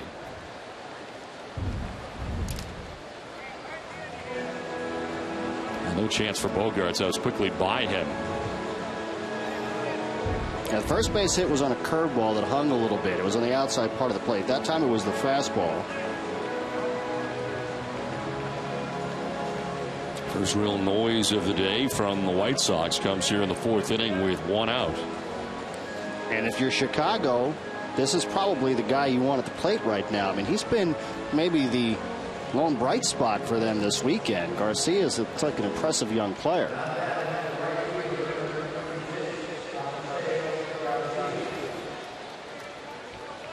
Maciel Garcia coming over from the Tigers, part of the 3-team deal with the Red Sox, Jake Peavy, and Jose Iglesias going to the Tigers.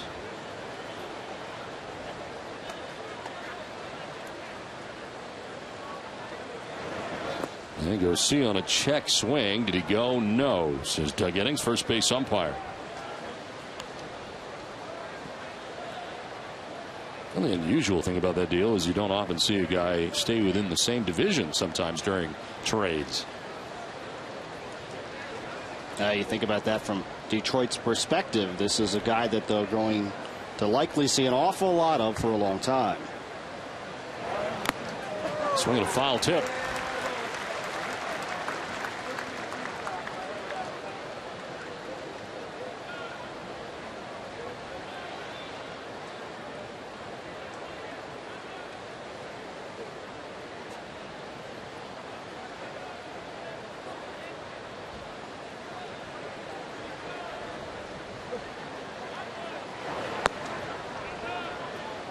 Missing for ball 2, 2-1.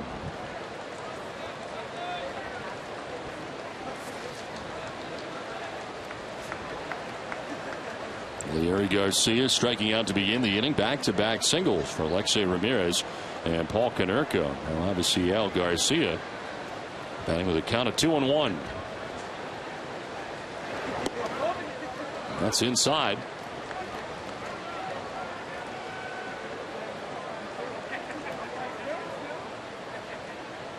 Long walk around the mound clockwise for DuBrant as he returns to the top of the hill.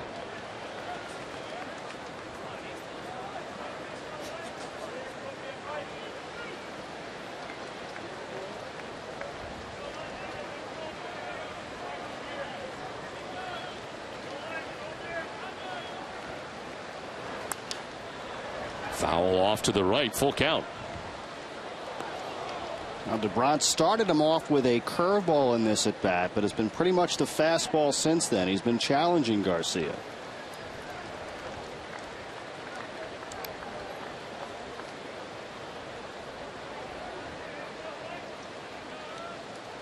Up to 67 pitches through 3 1/3 innings. Could use a double play ball here to get out of the inning. Instead, he walks Garcia to load the bases on the first walk allowed by DuBrant today.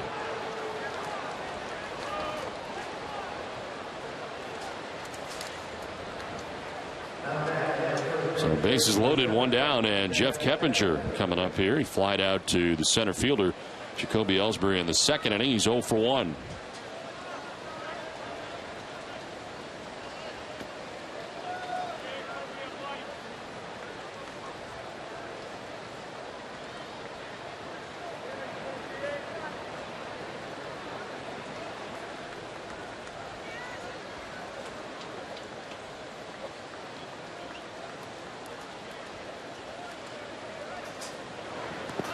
Bounces in, and Saltalamacchia is able to block it. Good work there by Salty to keep the changeup in front of him. Now DuBrant is a guy that will get you some ground balls. He's got about a 47% ground ball rate, which is just a tick higher than his rate from a season ago. It's a good combination if you can be a strikeout pitcher that can also get ground balls. Keppinger can run.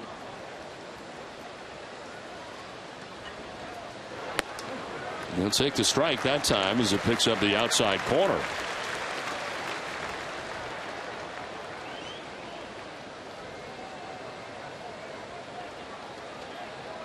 Ramirez at third base, Konerko at second base, Garcia at first, and that's a little bit too far outside. He got the edge in the previous pitch, tried to go a little further away, but Hernandez wouldn't bite. Neither would Keppinger.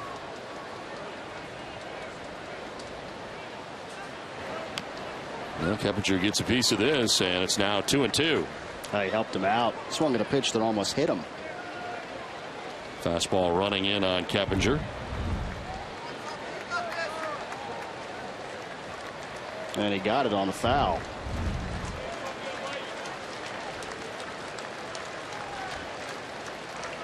And Viciedo on deck for the White Sox here. One down, bases loaded.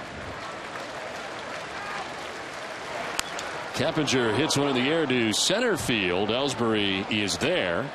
Makes the catch as tagging is Alexei Ramirez. Throw goes to third, and the White Sox get on the board today. Keppinger with a sacrifice fly, and it's now 5-1 Boston.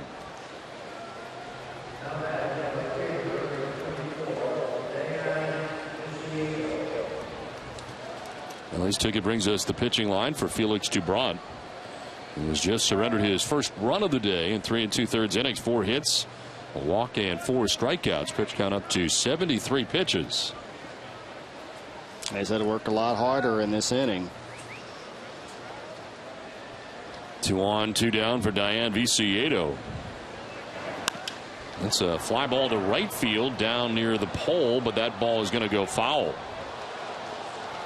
Fortunately for the Red Sox. Not by a lot.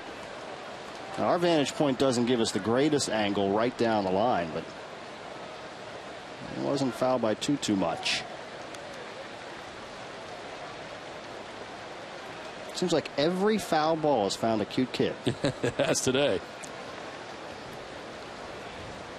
That's the way it should be. Viciado grounding out to Stephen Drew in the second inning. 0 for 1 today. Red Sox on the board here in the top half of the fourth inning. In again, 1-1.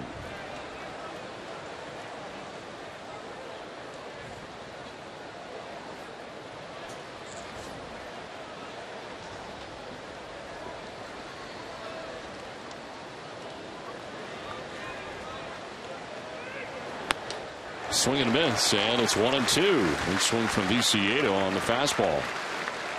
I mean, you might have to look down and check and make sure the shoes are still on after that hack. He nearly came right out.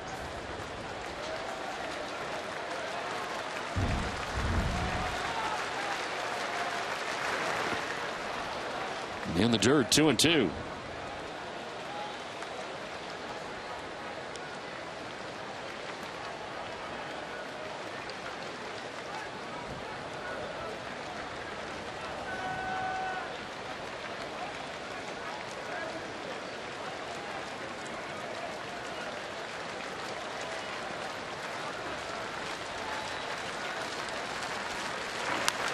Foul down the right field line, out of play. Another fastball that time from Dubron.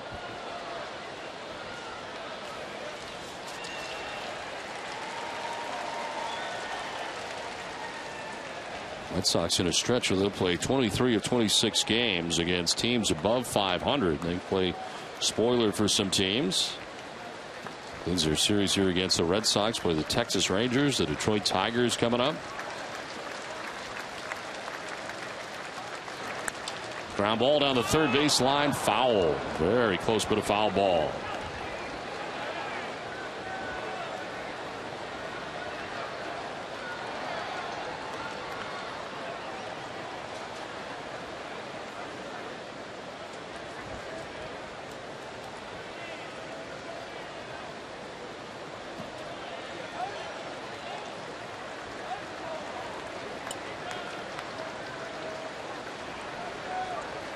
The 80th pitch of the day for Felix Dubron.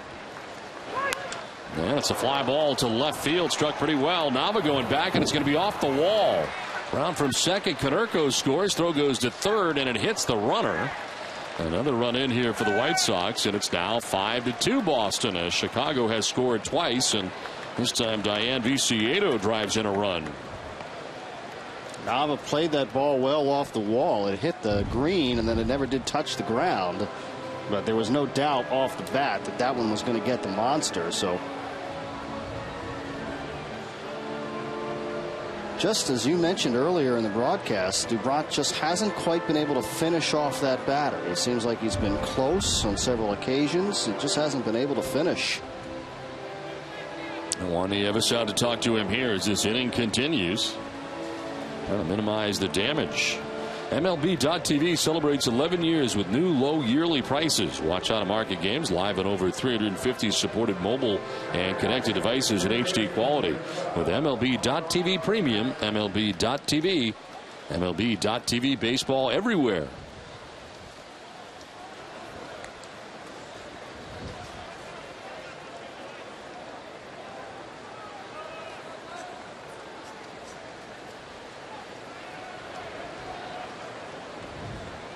Connor Gillespie lined out to left field in the third inning.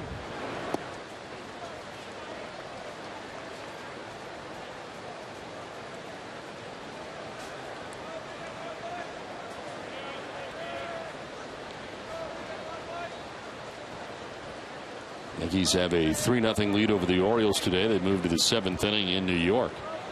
Tampa Bay and Oakland not underway yet. So they'll play in Oakland at O.co Coliseum again today. Foul tipped apparently, and it's 1-1. And that was a break for Dubron. Gillespie didn't offer it that pitch, just happened to catch a sliver of the bat. It was not a strike had he not touched it with the bat. A big spot right here for Dubron, trying to get out of this with runners at second and third, 2 runs already in. And Gillespie with a swing and a foul tip, 1-2. So here he is again, right on the edge of finishing off a batter, and trying to minimize the damage in this inning. Strike away.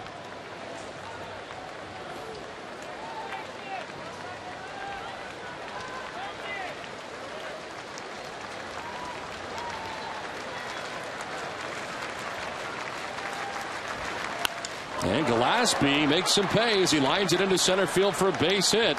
This will play 2 runs for the White Sox, and it's now a 1-run game. Red Sox had a 5-0 lead, but Chicago scoring 4 times so far here against Felix Dubron. And it's now 5-4. Big hit for Connor Gillespie. That breaks the stretch for the first time in 12 games. It had been 11 straight. The Red Sox as a team have allowed more than 3 runs. And 4 of them come in this 4th inning. Now Tyler Flowers coming up, a strikeout victim in his only at bat today against Dubron.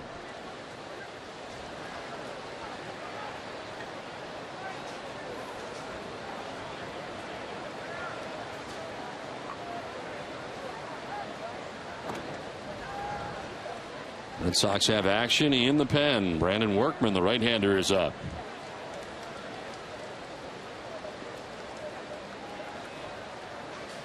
35th pitch of the inning coming up for Felix Dubron with 2 outs here in the top of the 4th inning.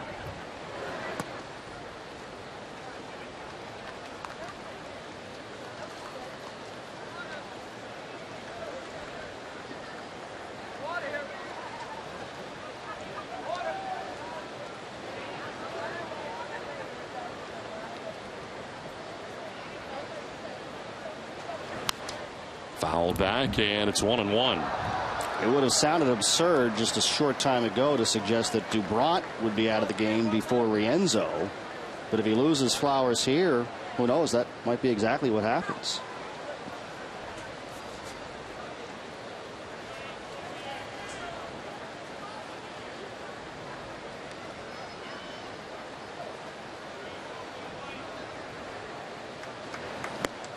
Swing and a miss, 1-2. The fastball by him. Pretty good spot. More the hitter Flowers, but he couldn't connect.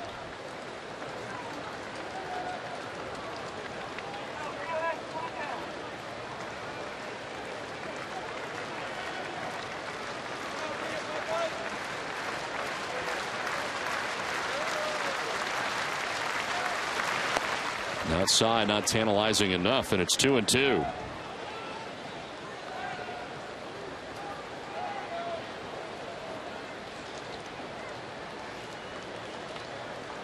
Tyler Flowers, the 8th member of the White Sox to bat here in the 4th inning. 4 of them have scored so far.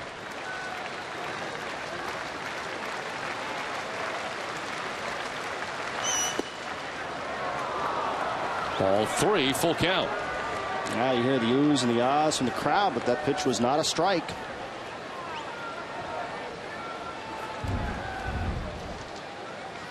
Went to the curveball, down and in, but missed.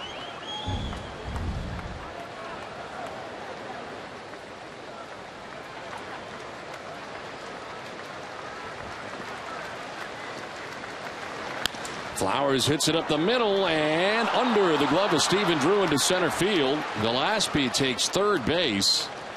And it's 1st and 3rd now with 2 down for the White Sox. And here comes John Farrell. He will make the move as Felix Dubron will not get out of the 4th inning.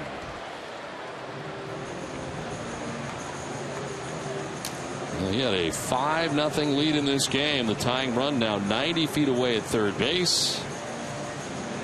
And that is the day for Felix Dubron. Pitching change from Fenway Park.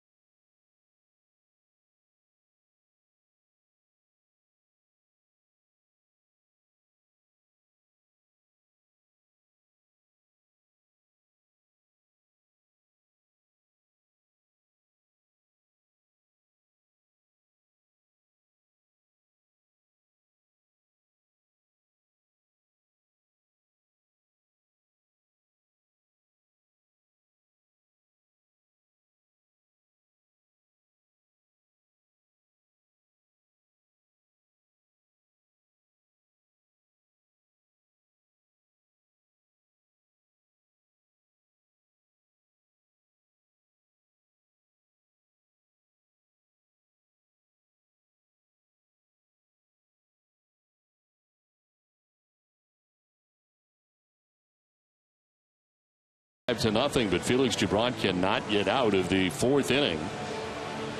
As this call to the bullpen on NESN is brought to you by New England Ford dealers. And Brandon Workman comes into the game for Boston here with runners at first and third and 2 down. His 11th overall appearance of the year. He is 3-2 with a 4.41 earned run average. 32 2/3 innings, 36 Ks to 11 walks, and opponents hitting at .266 against Workman. Gibran finishes the day with 90 pitches in his 3 2/3 innings effort. I heard you and Eck talk about it on the telecast the other night. I mean, he is the most frustrating guy at times in terms of the different pitchers in the Red Sox rotation, because the inconsistency is still there, and it's not so much start to start, it's inning to inning. First 3 innings not bad today. He gave up 2 hits in the first 3. A 40-pitch fourth inning, and he's unable to record the final out of the inning. On the top of the order, Alejandro Diaza, the 9th member of the White Sox, to bat in the inning with a tying run at third base. And he'll take ball 1 in the dirt. Diaza struck out in the first inning, popped out to second base in the third.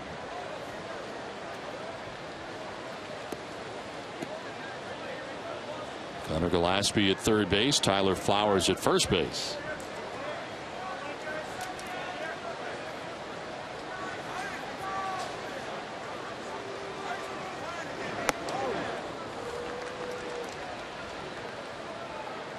Very surprising today. Red Sox jumped out to a 5-0 lead, but now all of a sudden 5-4, and trying to keep this 1-run lead at the moment.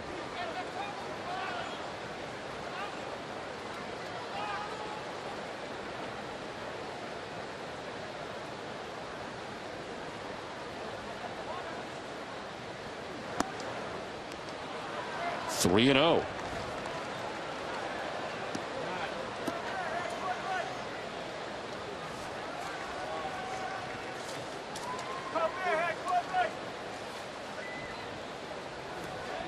Workman last worked against the Baltimore Orioles on Thursday night, going an inning in 2/3. Prior to that, he had not worked since the 19th of August. There's a strike, 3-1. So not a lot of work for him lately at all. That last one just to get me over right down the chute, 3-0 fastball.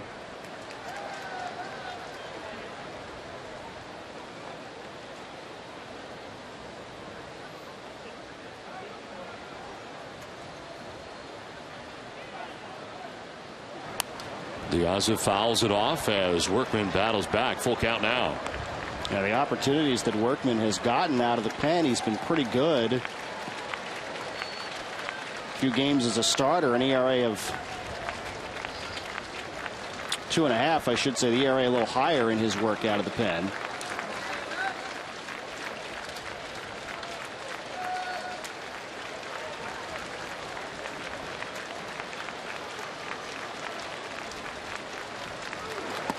Diaza takes ball 4, and the bases are loaded. Down to first base goes Diaza. Well, the White Sox batting around here in the 4th inning. First batter that Workman faces, he walks. Mr. Gibran still responsible for the runners at second and third. Larry Garcia started this inning by striking out.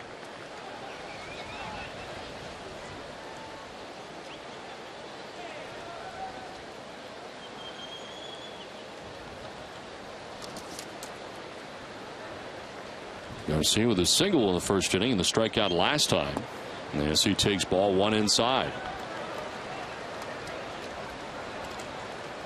7 pitches, 2 strikes.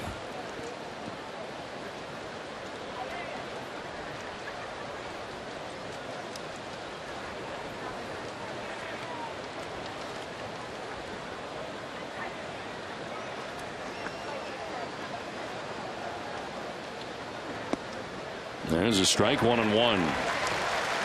First appearance of the series for Larry Garcia. Saw some speed from him in the first inning when he got on in that infield hit. Also stole a base.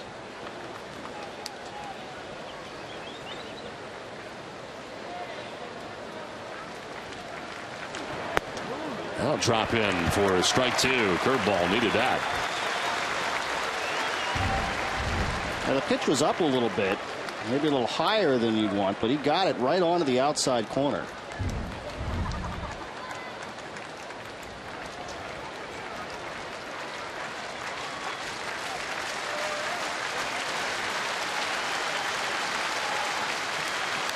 Garcia fouls it straight back. Fastball from Workman. I tried to jam him that time.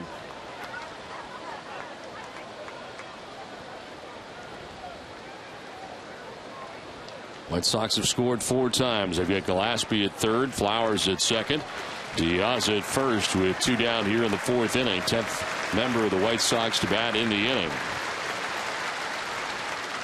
And Garcia strikes out. Workman gets it done. Red Sox still have the lead, but it's now a 5-4 game.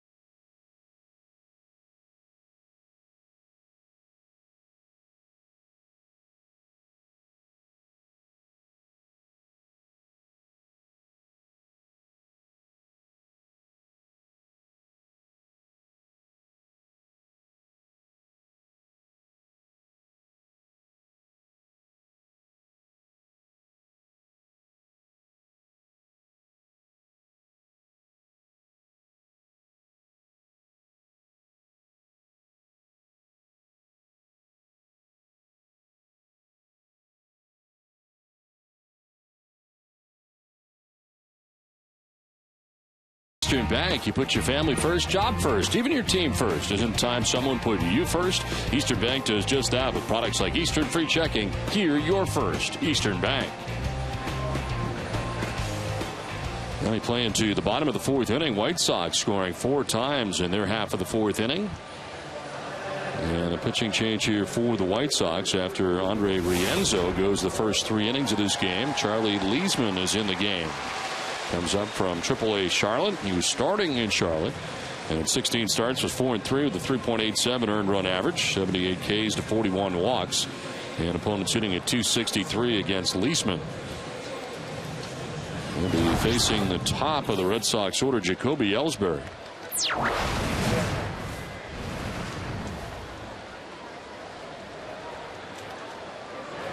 Ellsbury takes ball 1 outside. So Rienzo 3 innings, 5 hits, 5 runs. He walked 4 and struck out 3. He departs on the hook right now for the White Sox.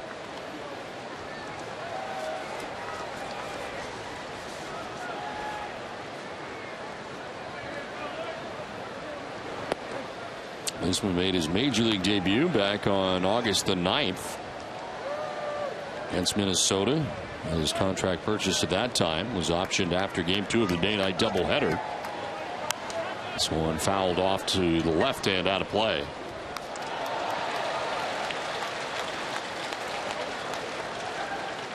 So this marks his 2nd stint of the year in the big leagues with the White Sox.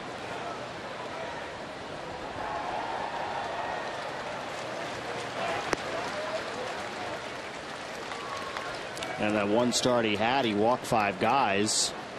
His minor league walk rates are a little bit better, although higher than average. So you want to keep your eye on his control. And that's ball 4. Leadoff walk for Jacoby Ellsbury. That's the 5th walk given up by White Sox pitching in the game. And it's time for a Fenway fan story and Jenny Dell. We have a great fan story here today. Face next to me, you probably recognized before, Neil McDonough, an actor, and from Dorchester, something I just learned. So you're a Boston guy. How does it feel to be back here at Fenway Park throwing out the first pitch? Dirty Dodrette. Feels nice to be home, that's for sure. I mean, to be here with Reve and my kids and my friends and a lot of family here today, it was a very, very special day for myself, that's for sure. Band of Brothers, such a popular miniseries back in 2001. What was it like being part of that cast? It was, for all of us, it was like, there was a bunch of actors who were in the minor leagues for a while, and we got our shot at the big leagues, literally. And because of that show, all of the guys who are part of it have done so well. And the best part about doing Band of Brothers, as everyone knows, is I met my wife the very first day I got there, so on St. Paddy's Day in 2000. So Band of Brothers is a very, very special thing for me. And now you're working on a new show, going to be starting in December on TNT. Can you tell the fans at home about it? Yeah, it's called Mob City, TNT, Los Angeles, 1940s, cops and robbers. And finally, I get to play a good guy on television. So, yeah, and I get to stay in town with Hervé and the kids, and I'm blessed beyond belief. It's going to be a great show. Well, we're happy to have you and your family here at Fenway Park. Enjoy the game. Thanks for being here. Thank you very much. Back to you. All right, Jenny, thanks very much. As stealing second base here was Jacoby Ellsbury, and let's see if they let him stay out there. And now coming out to get confirmation is Robin Ventura. As it appeared, Shane Victorino may have foul tipped that ball. That appeared to be the initial reaction, but apparently he did not. As it would be a stolen base for Ellsbury, who's still standing at second base. They haven't made any motion yet to send him back. There appeared to be some confusion, though, and Hernandez took a long walk out all the way to the mound. And then before John Farrell could even get there for a discussion, he said, wait a minute, you're going to like the decision. He didn't foul that. He just didn't catch it. And then the carom bounced so far out in front of the plate, everything just looked a little strange.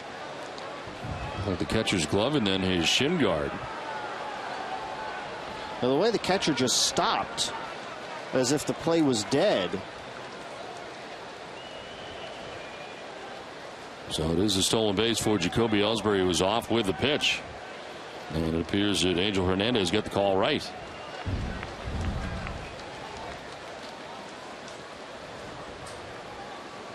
So in a scoring position, nobody out here in the bottom of the 4th inning.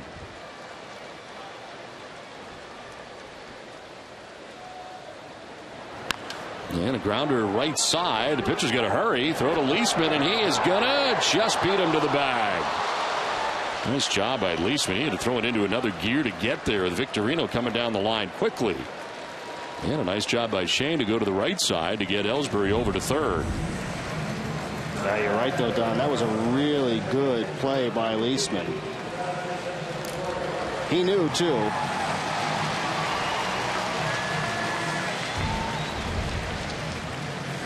So Ellsbury 90 feet away. This will bring the infield in all the way around here for the White Sox. And as Dustin Pedroia has been on twice in the game. Single to left in the first. He walked in the second inning.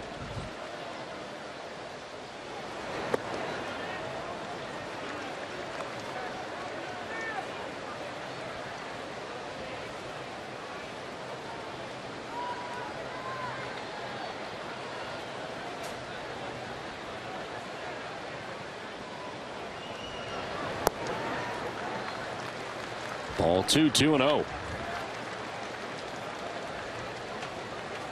Yeah, for the most part, I think Hernandez's strike zone's been pretty consistent behind the plate. He missed in a pitch earlier, I thought, that Bogart struck out on that ended an inning, but for the most part, he's been pretty good.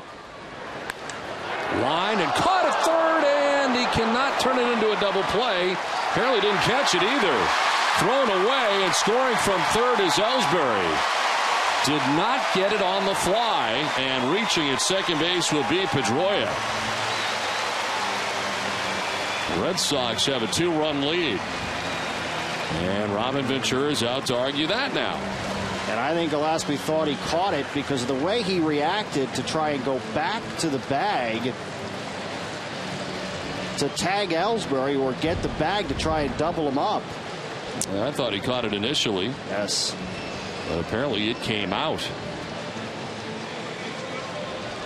Wow, that's late coming out there. Yeah, I could see a real argument here from Ventura because he landed with the ball still in his glove. It was the second lunge when he tried to get to the bag is when I saw some baseball popping out. That's what Ventura saying. He's saying it's on the transfer. And first look, I thought he had caught it and had it long enough. I mean, he makes a nice play to grab it out of the air, hits the ground, holds on, and then it's that second motion to try and get to the bag to try and double up Ellsbury. That's when it pops out.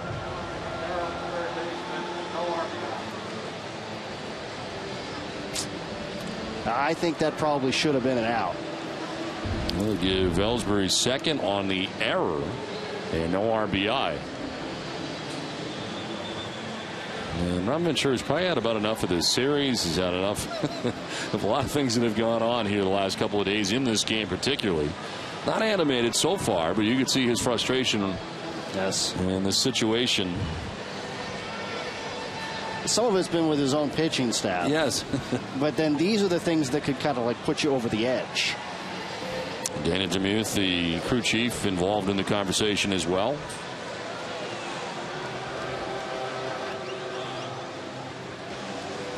Yeah, I can understand why Ventura would be upset here.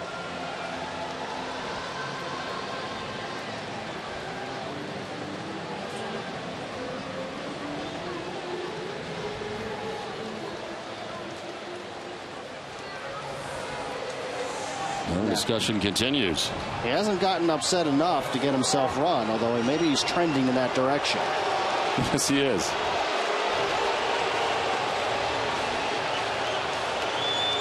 See you later.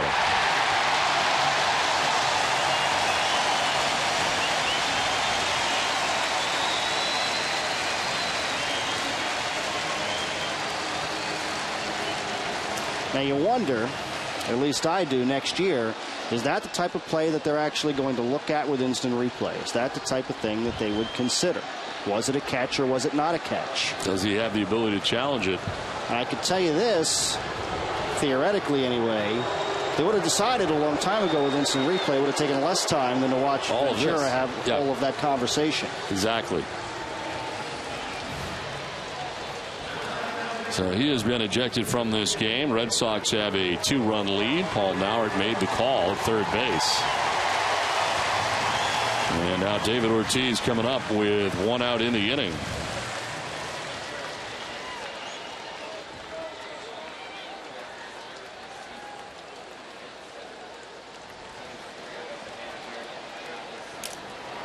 So pitch is going to miss for ball one. So Pedroia gets credit for an infield hit. Takes second on the error. No RBI in the play that allows Ellsbury to score the Red Sox 6th run of the day. Outside for ball two.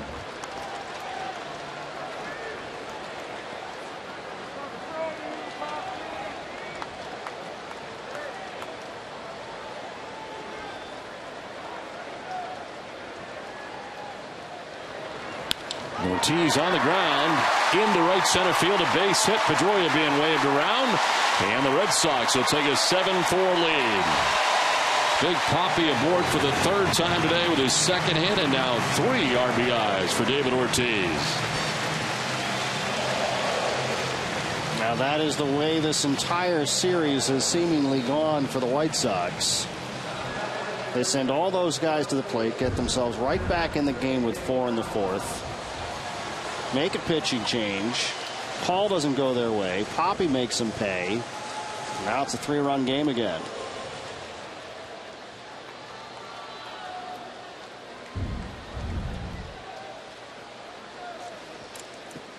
So one down. David Ortiz at first. Daniel Nava the batter, and he will take ball one outside.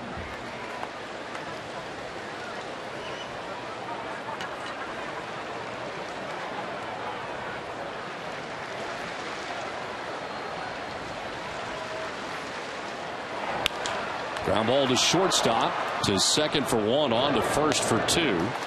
And the damage done. The Red Sox score a pair. We played 4. It's 7-4 Red Sox.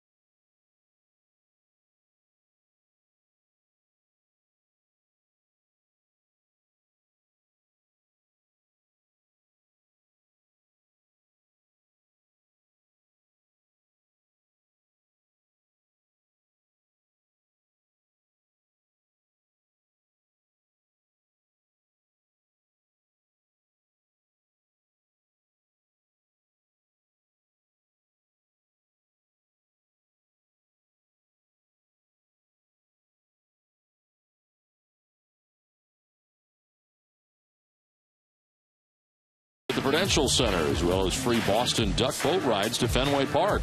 Visit redsox.com/family packs for more information.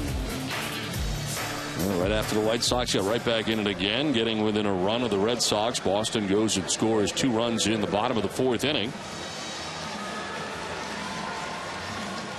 Welcome to your first game. As Alexei Ramirez leads it off here for the White Sox.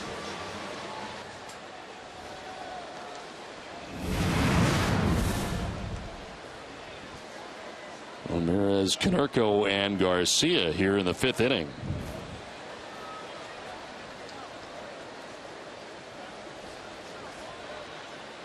Ramirez is fly to right and single. Brandon Workman came into the game last inning in relief of Felix Dubron. He was charged with the 4 runs the White Sox have in 3 2/3 innings. Dubron gave up 7 hits, walked a batter, struck out 4, and threw 90 pitches. Now Bogaerts ranging to his left, plants and throws, and a high throw off the facing of the Red Sox dugout. And Ramirez will reach to begin things here in the 5th inning. I'm not sure if he was a little flat-footed on that throw, Don. It was a nice play initially to make the grab. And he reaches down. It doesn't look like he ever quite sets his feet before he makes the throw. It is ruled a base hit. Fortunately for Bogaerts, didn't go into the Red Sox dugout. Off that screening right in front and did not allow Ramirez to advance any further.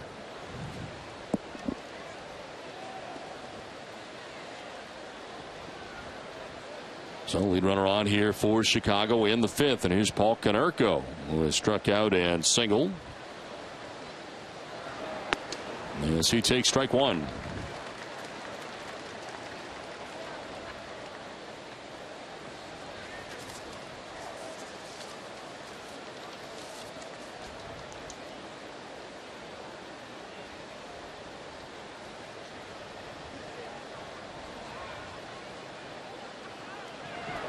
Runner goes, and diving safely into second base goes Alexei Ramirez. Down by 3 runs, but still running are the White Sox. Feeling they can take advantage of Brandon Workman. Well, they didn't pay much attention to him. He got a great jump.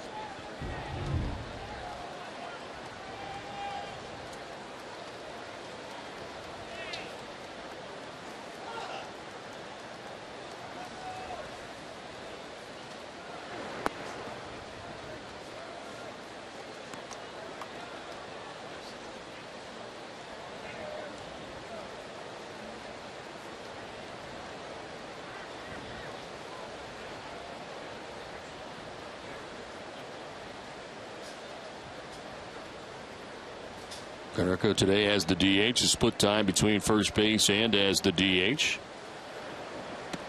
55 games at first and now 48 as the DH. As he takes strike 2, 2-2. You mentioned earlier Workman hasn't had a lot of opportunity lately. The starters have gone so deep into games on a consistent basis for the Sox. The rare time that they have gone short with a starter, they have a very well-rested bullpen. And just 1 outing since August the 19th for Brandon Workman. It's 2-2 pitch. Is back up the middle into center field, a base hit for Konerko. Ramirez being waved around. Ellsbury's throw is not going to be in time. And the White Sox pick up their 5th run of the day. It's now 7-5. As Konerko drives in his 45th run of the year and picks up his 2nd hit of the day. And the stolen base pays immediate dividends because it put Ramirez into scoring position, able to come home on the single.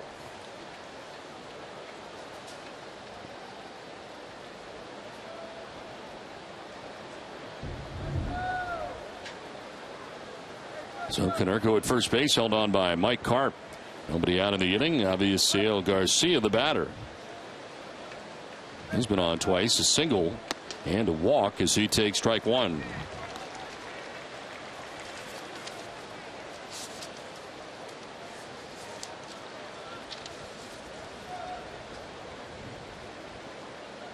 Somehow you get the feeling this one is a long way from being over.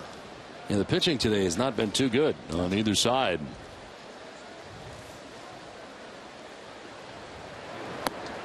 Swing and a miss. High fastball that Garcia chases.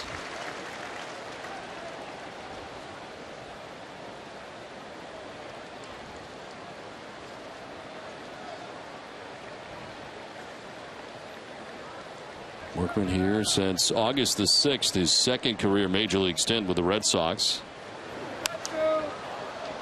Flared foul off to the right, out of play. Still 0-2.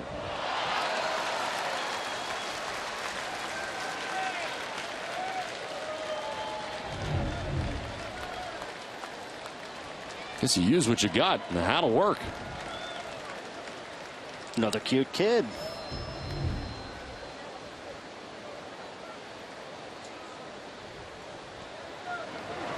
No 2 pitches inside, and it's 1-2. And I have enough trouble with a glove, let alone a hat. Doesn't get any better than that. No. We've got a Wally shirt and everything. Look at that.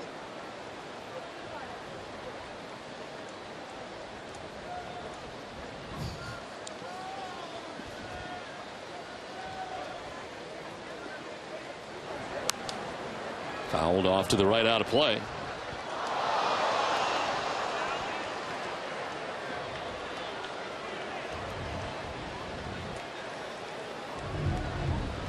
The last one was pretty good. I don't think this one was too good. Oh.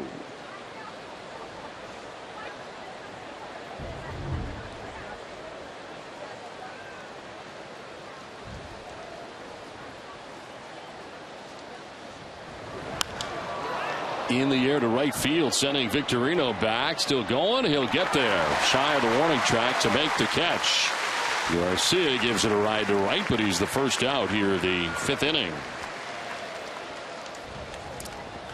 Well, Nesson is your home for the best in fishing and fun with Charlie Moore Outdoors. The mad fisherman brings his fabulous fishing skills and sense of humor to a waterway near you with your favorite New England celebrities. Charlie Moore's Summer of Fun continues all summer long right here on Nesson.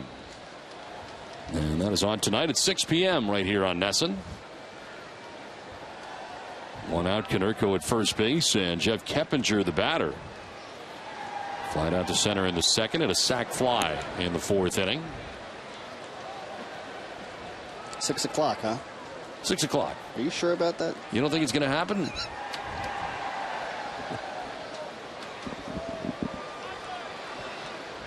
Just past 4 o'clock right now. And as we started the 5th inning with 1 out. And the pitch outside. 19-minute rain delay here today at Fenway Park to get the game started.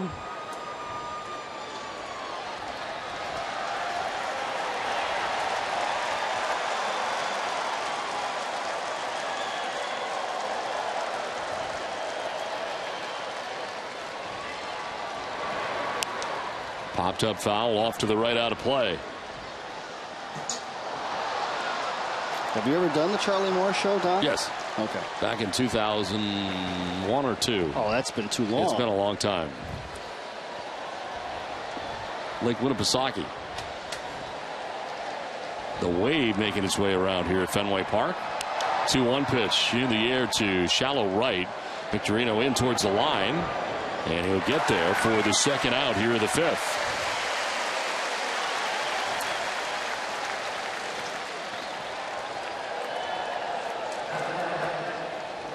So Workman settling down here in the 5th inning after back-to-back base hits to open up the 5th inning and a run. There's Diane Viciedo.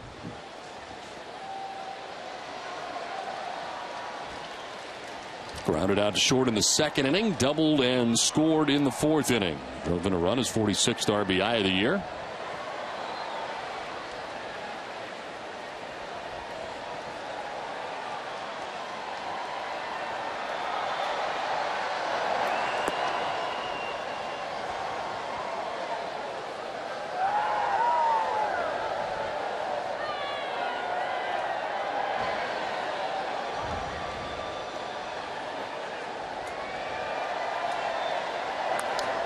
Foul off to the right, out of play. 1-1.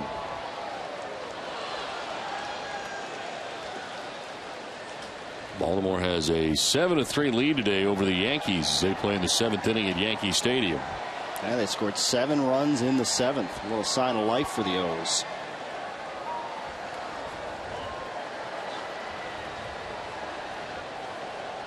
Orioles starting the day 4 games back of the Rays in the wild card chase. Half a game back of the Yankees. It's carved foul, 1-2. Well, Buck Showalter was asked after the game on Thursday night whether he felt like that was a must-win for his team. He said no. I wonder if he felt differently today. If he felt like today was more of a must-win, not getting swept by the Yankees in New York when they're neck and neck. Yeah, they dropped the first 2 games of that series like they did against the Red Sox to begin their trip. Viciedo fouls off another.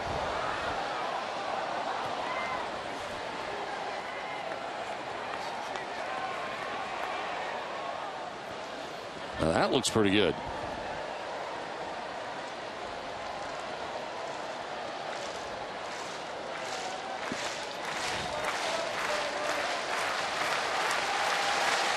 Can be very cold though. 1-2. On the ground up the middle ranging is Drew. He'll let it go. Pedroia gets it. His throw is going to be in time. Gets Viciedo at first base. Drew let it go and Pedroia guns him down. A run for the White Sox. 7-5 Red Sox.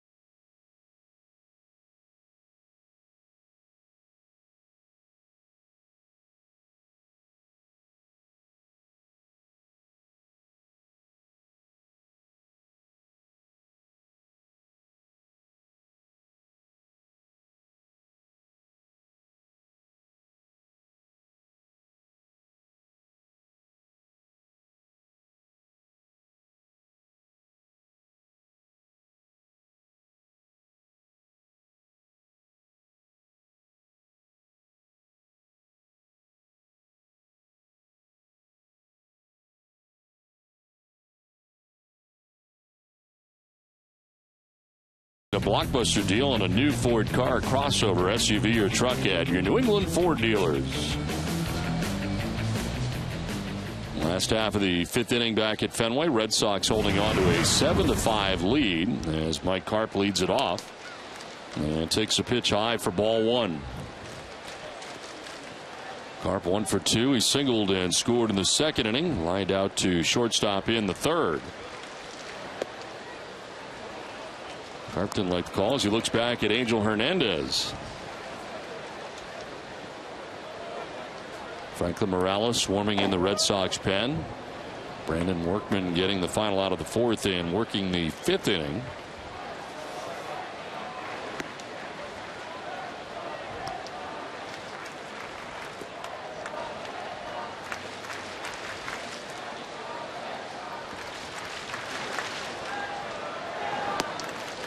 There's a strike, 2-2. Andre Rienzo, pitcher of record on the losing side at the moment here for the White Sox. Went 3 innings, giving him 5 hits, 5 runs. He walked 4, struck out 3. There's a fly ball struck towards right center field. Garcia moving and look out, makes the catch out there as He and Diaz almost collide, but Garcia makes the grab on the track in front of the triangle out there in right center. That had disaster written all over it. Second time this series we've seen some either miscommunication or lack of communication between Garcia in right and Diaz in center. Completely different plays. Before it was a shallow pop-up. This time a drive into the gap. Same thing, though. Usually that's a center fielder's ball. Very fortunate that there was not a collision at the end of that one. Now Jared Saltalamacchia getting his third plate appearance of the day. Walked and scored in the second inning. Flied out to right field in the third. Batting from the right side now, the lefty out there, and he fouls it back.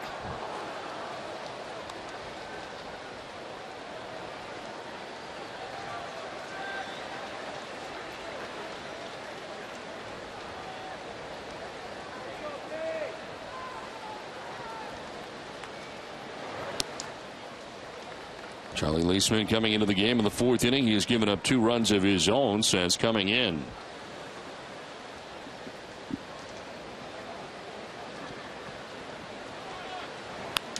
Lined and caught at third base, and holding on to it this time entirely is Connor Gillespie for the second out of the inning. And for the most part, what we've seen from Gillespie at third defensively has been pretty good in this series. He ends up being charged with an error last time. This time he dives to his left, a reaction play, and a good catch.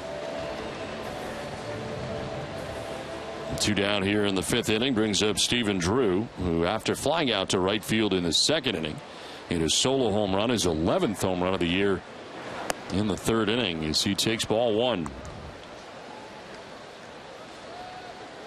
Red Sox had a 5-0 lead at one point in this game, holding on to a 7-5 advantage.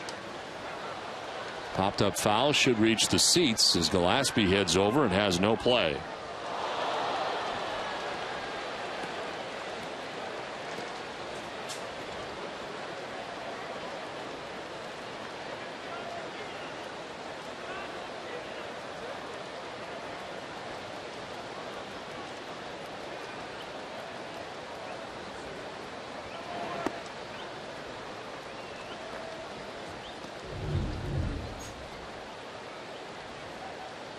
Oh. You got to put down the food, Doc. Have to make a decision, I think, at some point, whether or not you're going to fully commit or not. That's right. You either want the ball or you want to eat. You can't do both.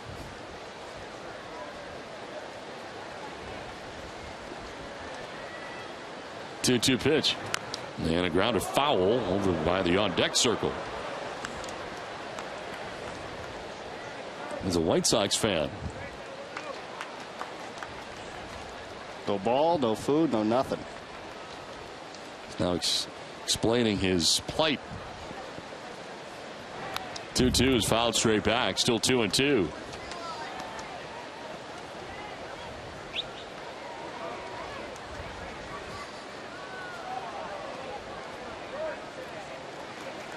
I don't think she's buying it. It's clearly not over it. High fly ball to right field, foul, and out of play as Drew's out ahead of that. Bob's Discount Furniture is going to bat for the Jimmy Fund once again. Bob's will donate $1,000 to Jimmy Fund Radio Telethon for every game saved this season. For quality, choice, and value, nobody beats Bob. Visit mybobs.com to learn more. And this at bat will extend to a 9th pitch for Stephen Drew.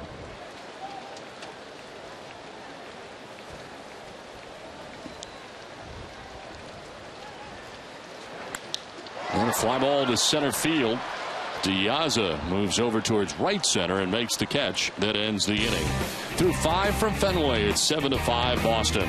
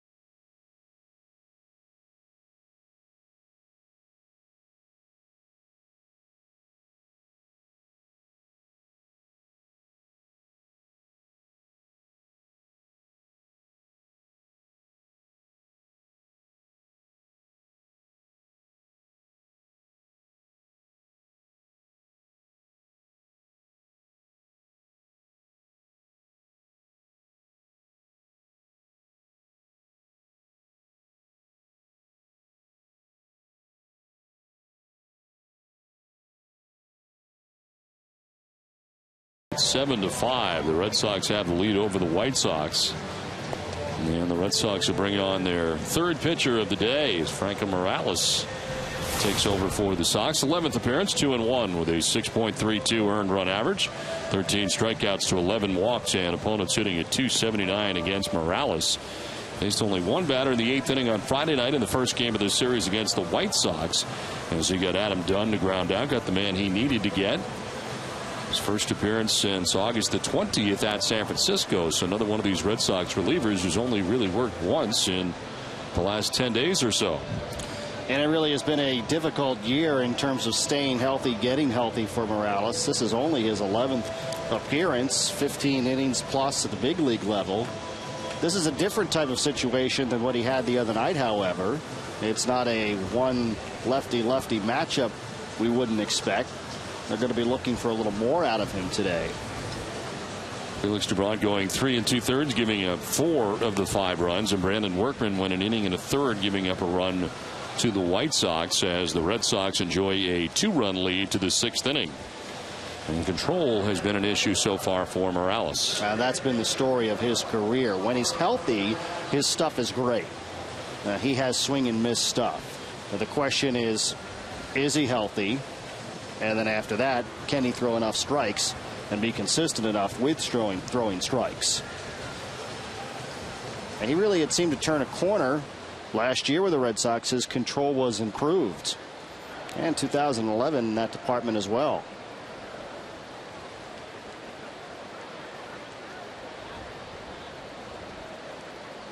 Connor Gillespie leads it off. He is 1 for 2, a 2-run single in the 4th inning, as he takes strike 1 on a 93-mile-an-hour fastball.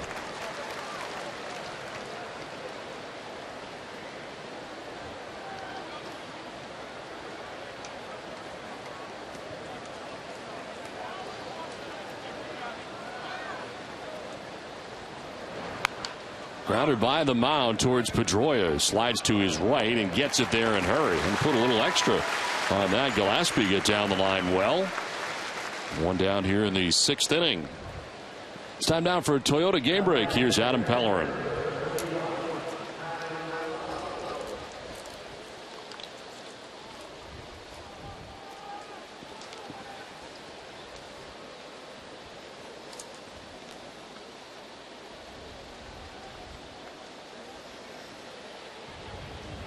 All right, Adam, thanks very much.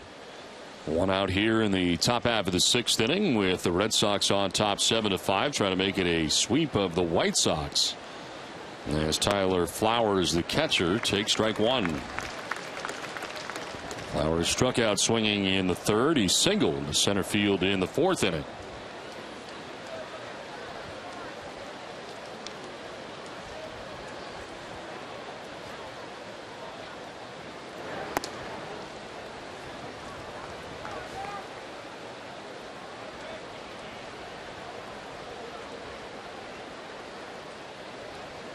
Morales has thrown more than 1 inning in 5 of his 10 appearances this season.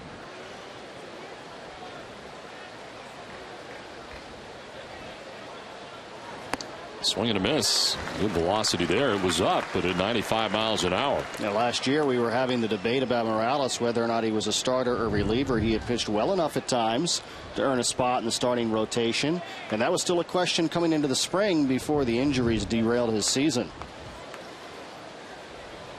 Activated on August the 10th, his second stint on the DL this year. And there is strike 3. Flowers knew it, takes with him the first strikeout for Franklin Morales. And the velocity very good today for Morales. A flash of the stuff that has always been so tantalizing. A left-hander that can throw 96. They just don't grow on trees. There aren't too many of those guys. Amica Insurance, proud sponsor of the Amica Pit Zone. And 2 down here in the 6th inning. Alejandro Diaz and struck out, popped out to second, and reached on a walk. Leadoff hitter for the White Sox, top spot of their order. To center field, Jacoby Ellsbury is waiting, and he'll put it away. A nice 1-2-3 inning for Franklin Morales. 5.5 done, 7-5 Boston.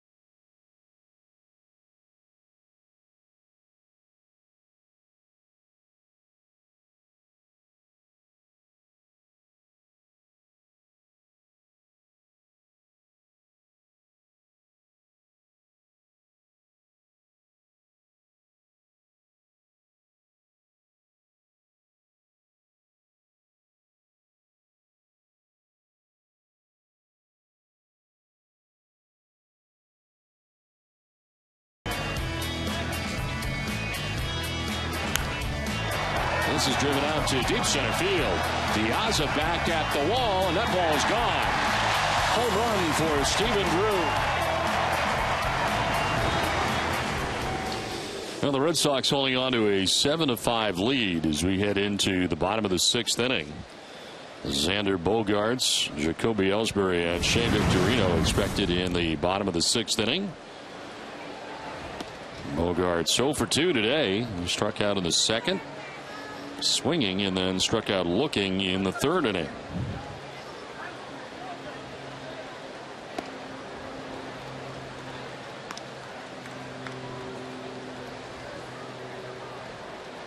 Charlie Leisman has been in the game since the 4th. He's given up 2 runs of his own. He had a 1-2-3 5th inning. Now a chopper to 3rd. Gillespie, who was in at the grass, throws out Bogaerts. I want to remind you to stay with NESN tonight for NESN Sports Today, presented by People's United Bank. Jamie Erdahl and Gary Streisky bring you everything you need to know about the day in sports, including a report from Pat's practice and Jermaine Wiggins in studio. Plus how the weather affected 3rd round coverage of the Deutsche Bank Classic. All that plus a recap of the game here at Fenway. All comes your way at 10 p.m. on NESN Sports Today. One out here in the 6th inning for Jacoby Ellsbury. Sun has been darting in and out of the clouds after mostly clouds through the beginning of this game, and a 19-minute rain delay to get us started here today. And the shadows have made their way to the mound right now.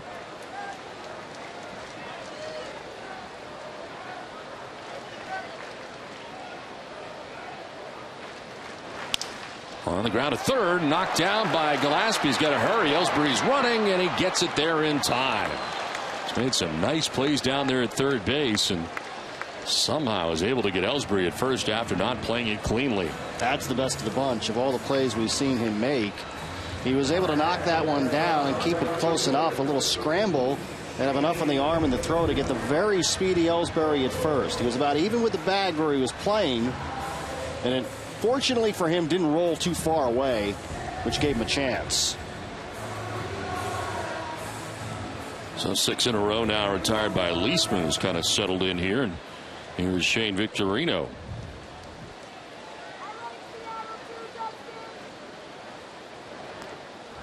We'll skip to the backstop for ball 1. Now the A's and the Rays are underway from the West Coast in Oakland today, and the A's have a 1-0 lead over the Tampa Bay Rays in the 1st inning. Rays have kind of picked a bad time for all of a sudden to have things go wrong. They have lost 3 games in a row. And their schedule is challenging as well. This is just the beginning of a 3-leg West Coast trip for the Tampa Bay Rays. Grounded down the 3rd baseline, foul. One of the guys they are waiting to try and get back in their rotation, Matt Moore. It's unclear exactly when he's going to return, but if they're going to make that push, they need him.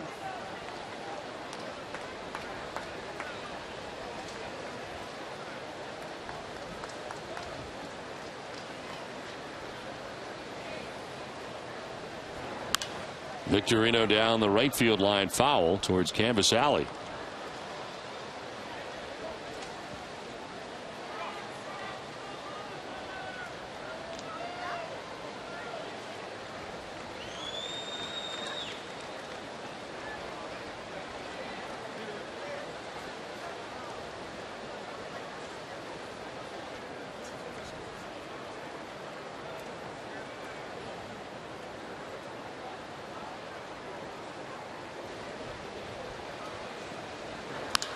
Two on the ground to 3rd. Gillespie's been busy and up to the task. Throws out Victorino, and the Red Sox are down in order in the 6th. Head of the 7th, it's 7-5 Boston.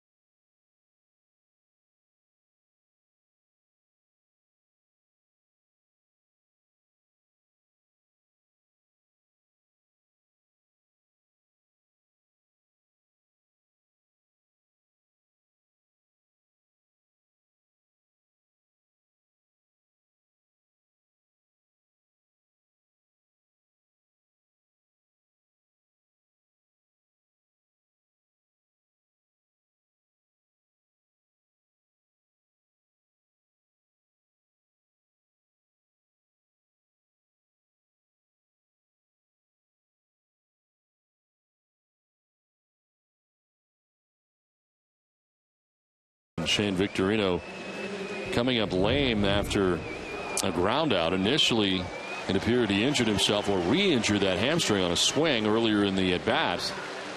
And then the ground out to third base, very slow out of the box, and just actually kind of stopped running and comes out of this game. You knew on the next pitch, which is the pitch that would end the at-bat, that there was something wrong because he didn't make it halfway down the line before he was out at first. But on that swing, you could see that he just wasn't right. So he's out of the game, and I think he wanted to go out there, but John Farrell just put his arm around him and said, listen, it just doesn't make any sense. So we're going to have Gomes in left. And Nava moving from left field to right field to take over for Victorino. Leori Garcia to lead it off here in the 7th inning. And that's strike one. Franklin Morales had a 1-2-3 6th inning on 7 pitches. Third Red Sox pitcher of the day, Felix Dubron, in 3 2/3, giving up 4 runs. Brandon Workman in an inning and a third, giving up a run. That is strike 2. Curveball that time, 0-2.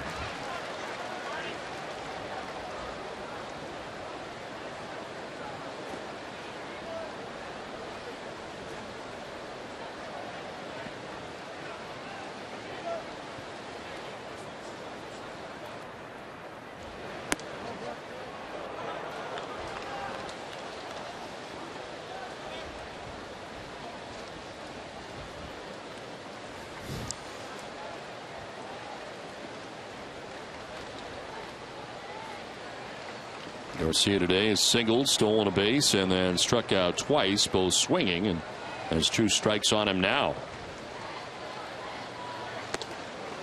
Inside, 2-2. You have to be impressed, at least in the little bit we've seen from Franklin Morales. He's been pretty sharp in the first few batters.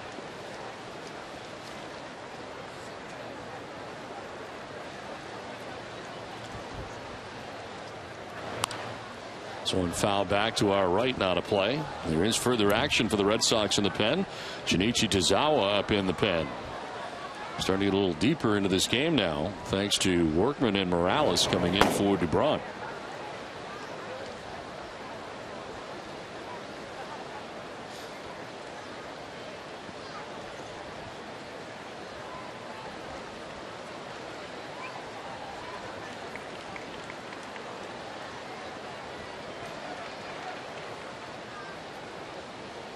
To Garcia. He takes that outside. This is battle see his 7th pitch.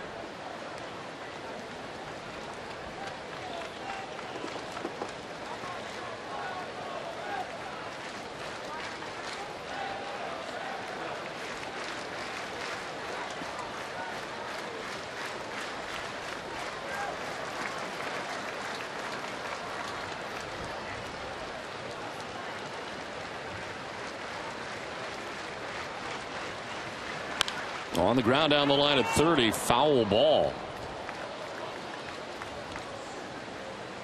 Pretty close, and now took a good long look before making the call, but it is a foul ball for Garcia. Well, for every Red Sox game that goes into extra innings or the Sox get a save, CVS Pharmacy will make a donation to Boston Children's Hospital towards their $25,000 donation this season.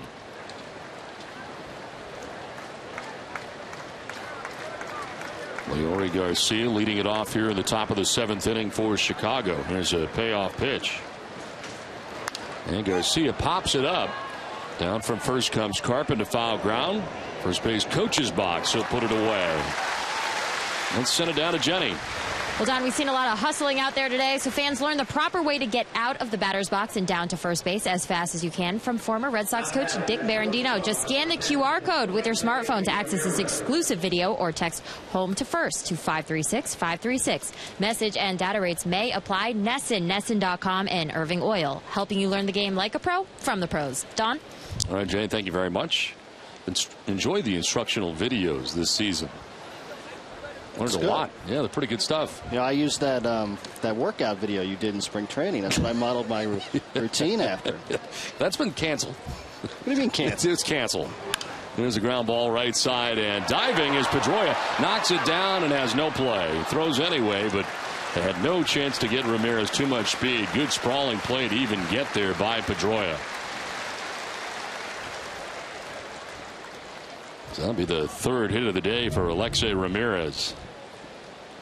When you say canceled, you just mean you haven't been working out? Yeah, that's pretty much it. It's canceled.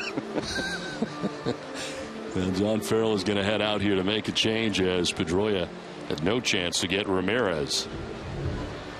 So that's it for Franklin Morales. He goes an inning and a third. Shinichi Tozawa will be coming in.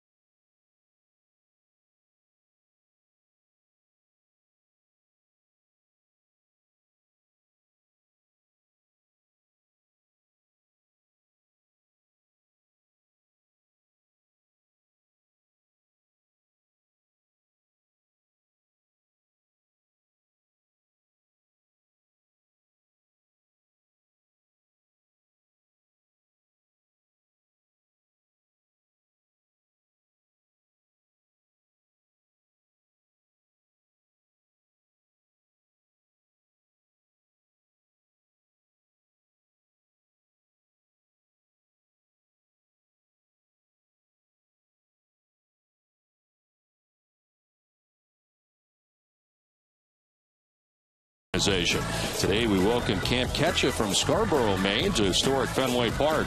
Dunkin' Donuts, committed to the community.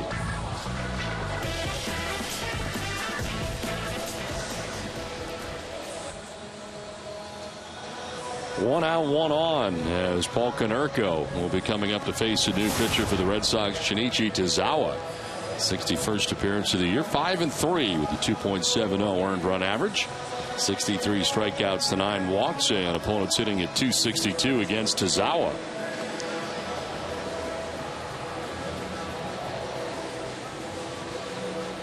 So Tozawa becomes the 4th Red Sox pitcher of the day, allowed a hit in an inning on Friday night in game 1 of the series against Chicago. Allowed his one inherited runner to score. That was charged to Ryan Dempster. It's already set single season career highs in appearances with now 61, and in wins with 5 out of the pen for Boston.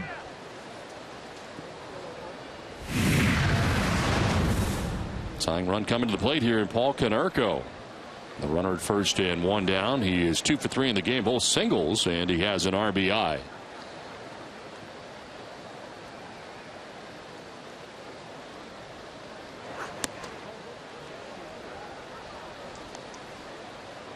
Yeah, Konerko has seen Tozawa 8 times before, 4 for 6 off him with a couple of walks, and Tozawa doesn't usually walk many. I mentioned the 61 appearances for Tozawa. That is tied for 7th in the American League in appearances.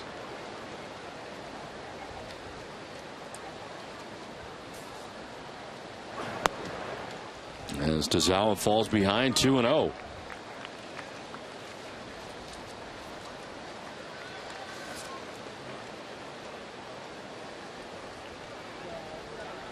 Konerko with good numbers against Tozawa, 4 for 6 in his career.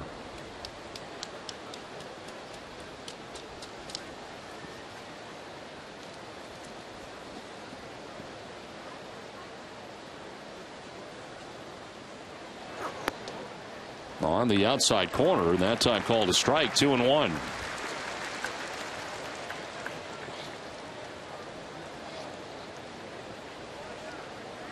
Franklin Morales ends up going an inning into third. He retired the first 4 White Sox that he faced coming in the 6th inning, but gives up the hit to Alexei Ramirez with 1 out of the inning. And here is Tazawa now.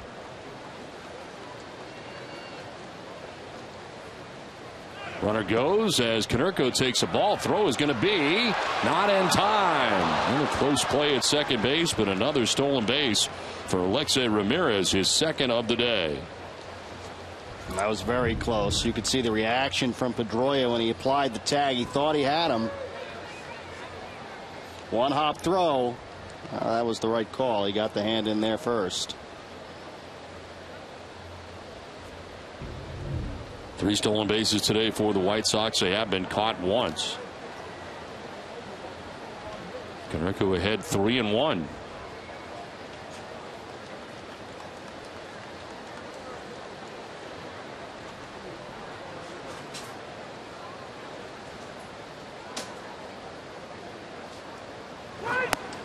And that's ball 4. He'll head down to first base. So Tazawa walks the first batter that he faces.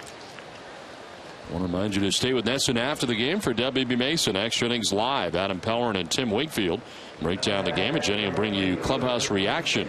WB Mason Extra Innings Live. You can't go wrong when you buy right. WB Mason. Now Robin Ventura had been ejected from this game in the 4th inning. So the bench coach Mark Parent right now running the club, and White Sox have runners at first and second, 1 down.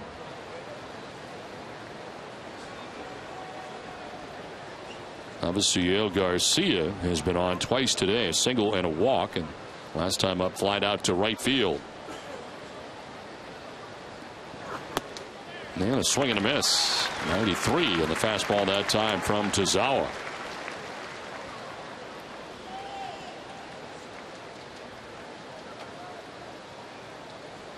Alexei Ramirez at second. Paul Konerko at first with 1 out.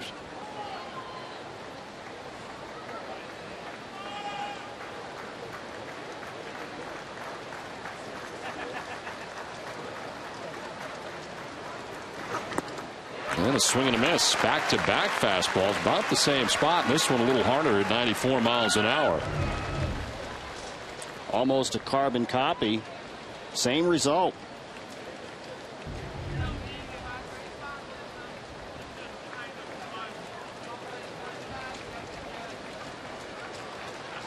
Garcia has only faced Tazawa once. He is 0 for 1 in his career against Tazawa.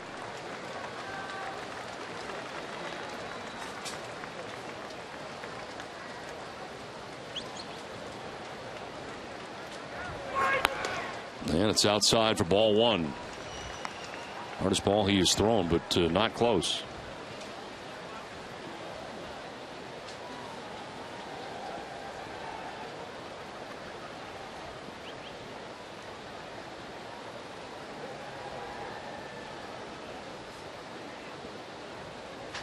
Tazawa second among American League relievers in walks to strikeout ratio, and he walks the first batter he faces coming into this game. Very unusual for Shinichi Tazawa.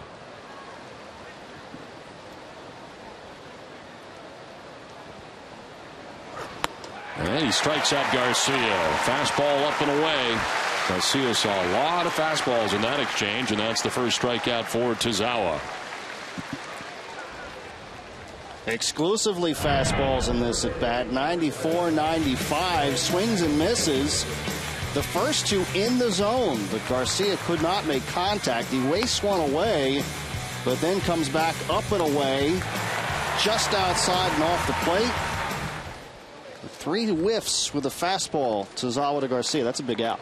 Amica Insurance, proud sponsor of the Amica Pitch Zone. As Jeff Keppinger, the batter, 2 on, 2 down. And that's a strike over the outside corner. Keppinger has fly to center, his sac fly, and fly to right. RBI, he is 37th of the year.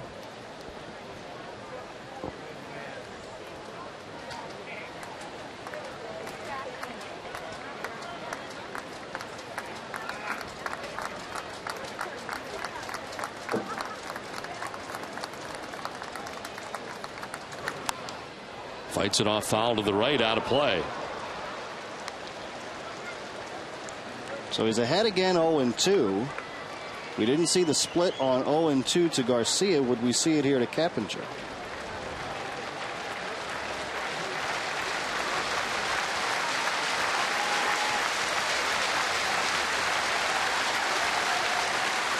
Tying runs on base here for the White Sox as they bat in the 7th. Ramirez at second, Konerko at first. The 0-2 pitch. And it ends in the dirt. It is the splitter, but not enough for Keppinger to chase.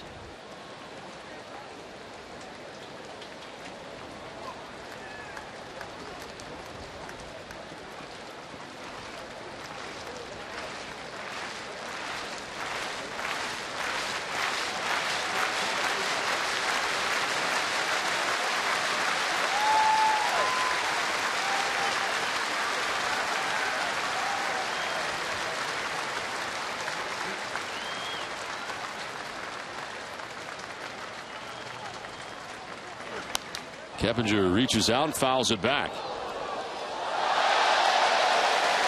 They spoiled off a pitch that was probably high outside of the zone. 96, as hard as we've seen Tazawa get it up there today.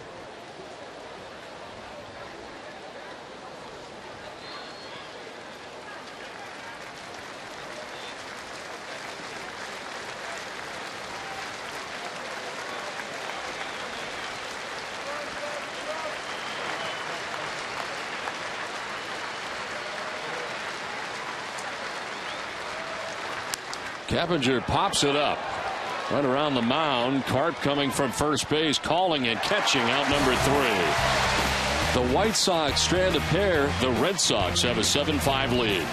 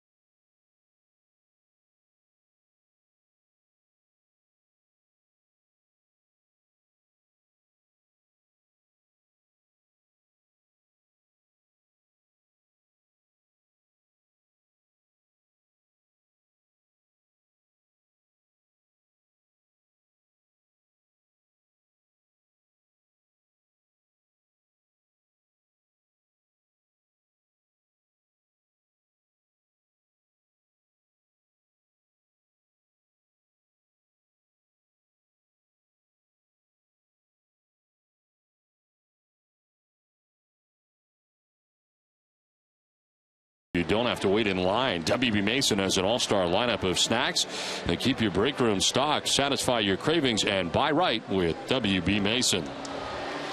Well, before we get started here in the bottom of the 7th inning, let's send it down to Jenny Dell. Well, Don, with it being September 1st, the Red Sox have already expanded their roster and look to do probably more coming up. So we want to remind our fans at home to vote in our AT&T text poll question of the day, asking them if they like the rulings that are in place right now about how many players can be called up and the timing of it all. And it looks like everyone is pretty pleased with the expansion to 40. Don, your opinion? I think no roster expansion should be allowed. You play under one set of rules for 5 months. Yeah. But this would be my thought, and I agreed with Buck Showalter. We talked about the other night, was that you should be like the NHL, allowed to have healthy scratches, and I think you should be able to pick the 25 players you want to use for that series. And the only way you can change it is if you need a DL type situation. And that's essentially like setting your roster for the playoffs. It's the same thing. You set your roster for that round of the playoffs, and unless you take somebody out due to injury, there are no changes. So that's pretty much the same thing. I think there is some real value to allowing either young prospects, or maybe it's a reward for longtime minor leaguers to just hang around with the club for the month of September. So I think there has to be some sort of roster expansion, just some tweaks. Well, it's on to the bottom of the 7th inning. And Dustin Pedroia will lead it off. David Ortiz and Daniel Nava. Charlie Leisman has done a pretty good job. He's only given up 2 runs since coming in. He has quieted the Red Sox offense to a degree, and he's now retired the last 7 Red Sox in a row. Pedroia has been on base 3 times with his new Sox today. Single in the first, a walk in the second, and a single in the 4th inning. He has scored a run.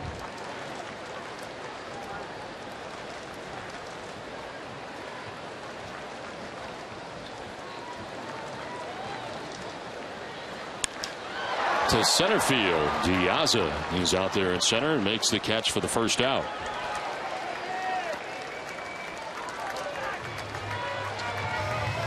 Well, there are only 2 homestands remaining this season, but you still have a chance to see your Red Sox at Fenway Park. Sox wrap up this homestand tomorrow through Wednesday against the Detroit Tigers. Get your tickets now for these great matchups by calling 877-RED SOX 9 online at redsox.com/tickets or visit the Fenway Park ticket office.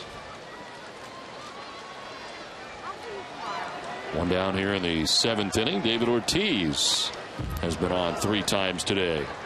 I'm looking forward to seeing the Tigers here at Fenway. That's got a marquee appeal type feel to it. We're not going to see Justin Verlander in this 3-game set, but we will get to see Max Scherzer. Greg Breslow warming in the pen. Red Sox have already used Workman, Morales, and Tazawa in relief of Felix Dubron. David didn't like the call. It's 0-2. Thought it was up. It was a strike, high strike.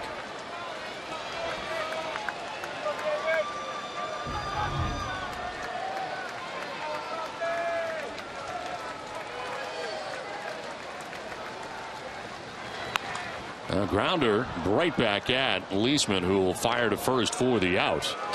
David flipped his bat back and almost got a piece of Angel Hernandez. 2 down in the inning.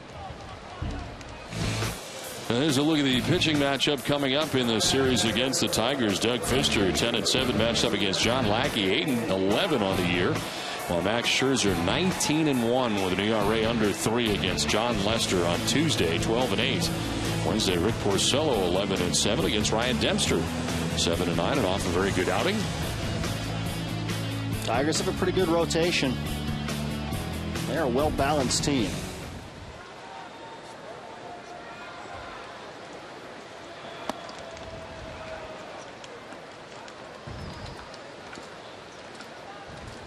Nava today 0 for 3. He's fly to center, grounded out to third, and bounced into a 6-4-3 double play. Foul tip, 1-1.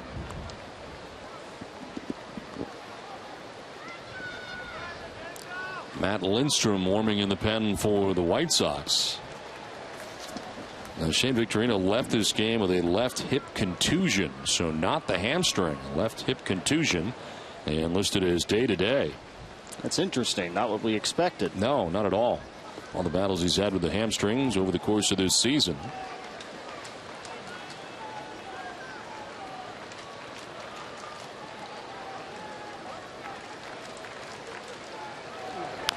Nava grounds it foul and evens the count at 2-2. Now, obviously, we'll have to wait and see what the extent of it is, but he's playing some of his best baseball right now. You'd hate to see him be out for any period of time. Ryan Butterfield has a new fan now. Flipping the baseball to that youngster. 2-2 is grounded foul.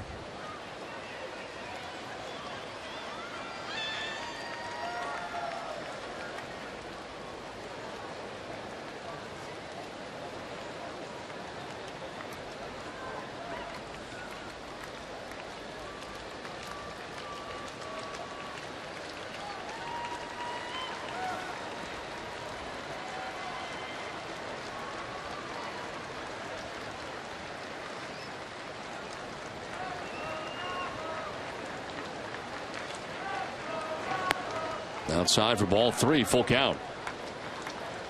It did go final, by the way, in New York. The Orioles salvage a game in that series against the Yankees, winning 7-3. Tampa Bay and Oakland tied 1-1 in the second inning as Nava sprays it foul off to the right. And this at bat will see an 8th pitch. Rays and A's tied 1-1.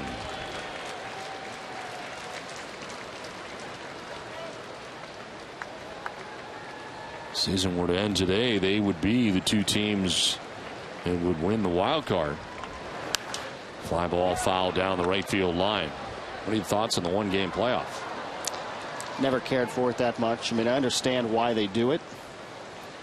You've got to fit it into the schedule. You don't want to extend the playoffs any further than they already are. I like the fact that the division winners are rewarded. For 1 game after 162, it just doesn't seem fair. Well, foul off to the right. Now we'll see a 10th pitch in this at bat.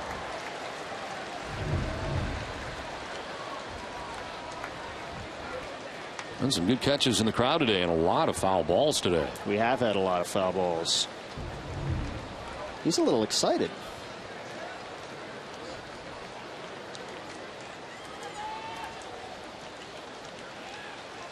Three-two pitch. Fouled back again.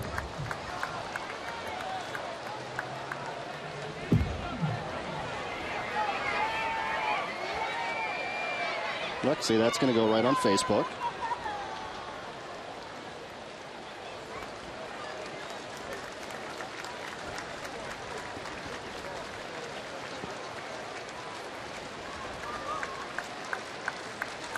Three-two pitch.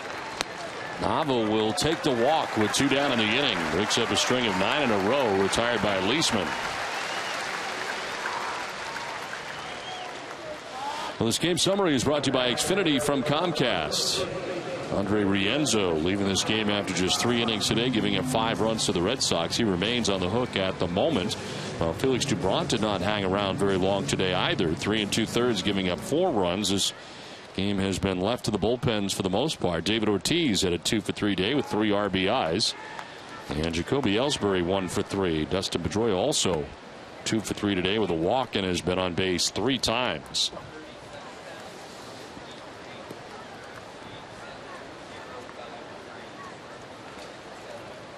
So Mike Carr batting with 2 down and a runner at first base.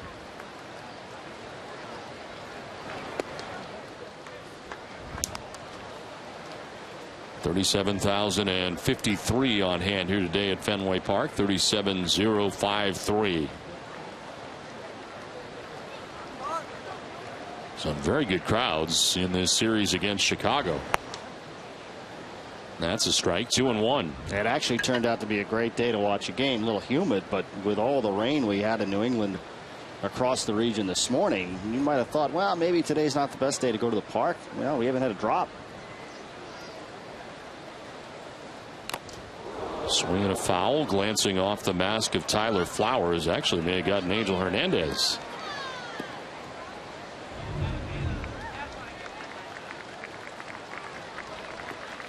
Or both. Both. Ricochet.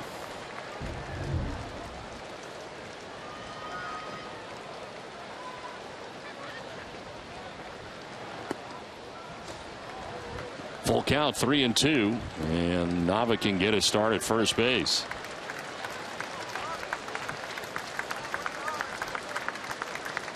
Leisman trying to battle back. He had retired 9 Red Sox in a row through the end of the 4th, through the first 2 outs here of the 7th, for the walk to Nava. Karp will take a walk and head down to first base. Red Sox have 2 on with 2 outs. Third walk given up by Leisman. Now, right now, Ace Ticket has great deals on all remaining Red Sox games, including the Yankees series. Ace Ticket also has your seats to all Patriots, Bruins, and Celtics games. Visit Ace Ticket or call 1-800-MY-SEATS. Meeting at the mound here, Tyler Flowers, the catcher out there, and Alexei Ramirez, who often comes in to talk to the starting pitcher, back in again. 7 walks now by White Sox pitching this afternoon. 10 is their season high.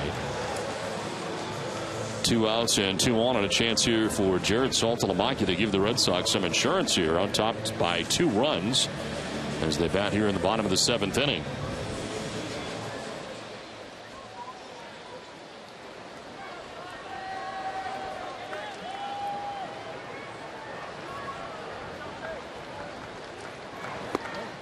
There's strike 1.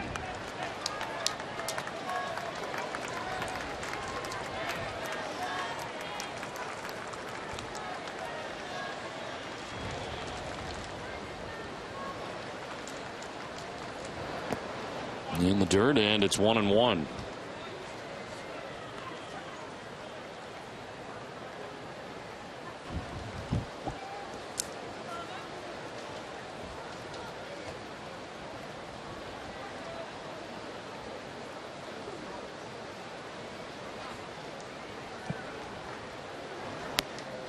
Drops in there for strike 2. Leisman, who's a starter at AAA Charlotte for most of the season, coming in here and giving the White Sox some innings. Relief of their starter Rienzo departed after 3 innings. It's worked here into the 7th with 2 outs. Back-to-back walks, though.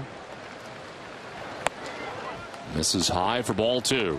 I'm wondering if they got a little greedy. He seems like he's running out of gas now. Mark Parent, the bench coach, the acting manager at the moment. Robin Ventura ejected from this game back in the 4th inning, arguing over play at third base. 2-2. Down and in, full count, and the runners will be on the move.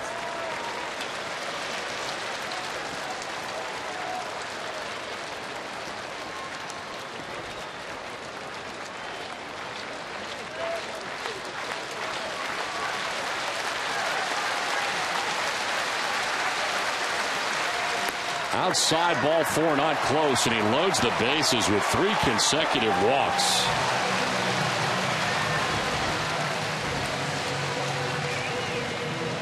And Don Cooper is going to make his way out, going to tie his shoe first. And there's 4 walks given up by Leisman, and 3 of them coming in succession here with 2 outs in the 7th inning. And we'll see if Cooper makes the move here.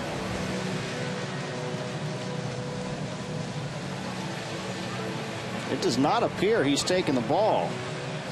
Not yet. I'm surprised. Let's stick with him here for Stephen Drew. And Drew had a home run back in the 3rd inning, his 11th home run of the year. And at the time, put the Red Sox on top 5-0. They were cruising against Andre Rienzo. White Sox would come back to make it 5-4. It's now 7-5. But Stephen Drew gets his 11th home run of the year. Now has a chance to give the Red Sox some breathing room here in the 7th inning with the bases loaded and 2 down.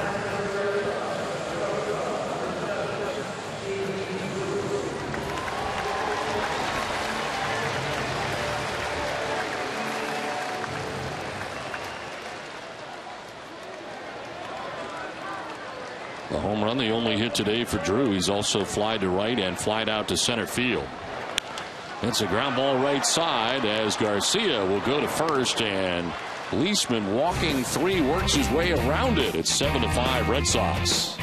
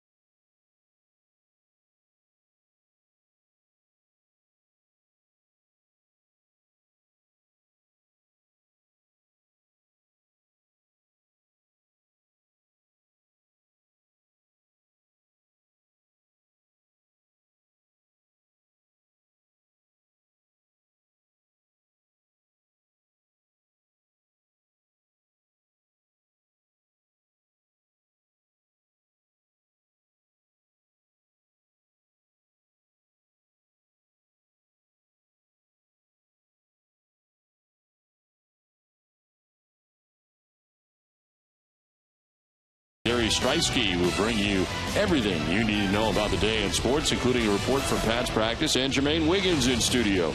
Plus how the weather affected third-round coverage of the Deutsche Bank Classic. All that, plus a recap of the game here at Fenway, comes your way tonight at 10 p.m. on NESN Sports Today. We play into the 8th inning, 7-5. Red Sox have the lead over the White Sox. Red Sox just had a terrific opportunity to add on to their lead after 3 walks, but cannot score. Craig Breslow becomes the 5th pitcher of the day for Boston, his 50th appearance of the year. 4-2 with a 2.08 earned run average. 26 strikeouts to 13 walks, and opponents hitting at .244 against Breslow.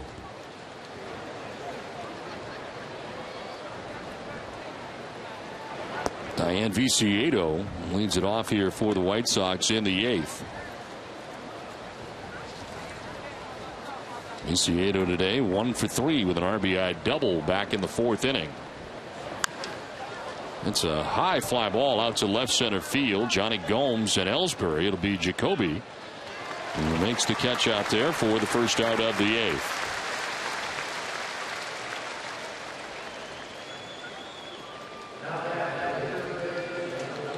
So 1 away for Connor Gillespie, who has singled in this game to drive in 2 runs, part of that 4-run 4th inning for the White Sox.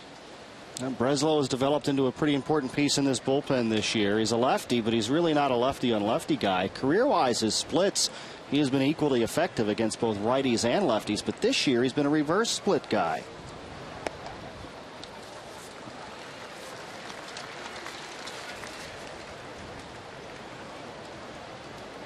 Scoreless 8th inning with a strikeout in last night's game.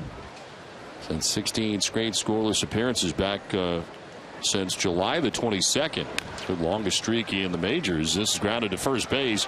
Off balance throw and a good pick on the backhand by Carp at first for the 2nd out of the inning. Good play on both ends there. Pedroia and Carp 2 away. I am thinking that these Sox are keepers, Don. I mean, Pedroia's had a really good game. Even in his last at bat, he didn't reach, but he stung the ball at center. And here we see the defense that we've become so accustomed to. Really, we've been spoiled. Never miss with a streak. And if the streak starts with the Sox high, then the Sox will be high. Plus, it looks cool. 2 down here in the 8th. Tyler Flowers, the batter. Flowers struck out in the 3rd inning, singled to center in the 4th inning, struck out looking in the 6th inning.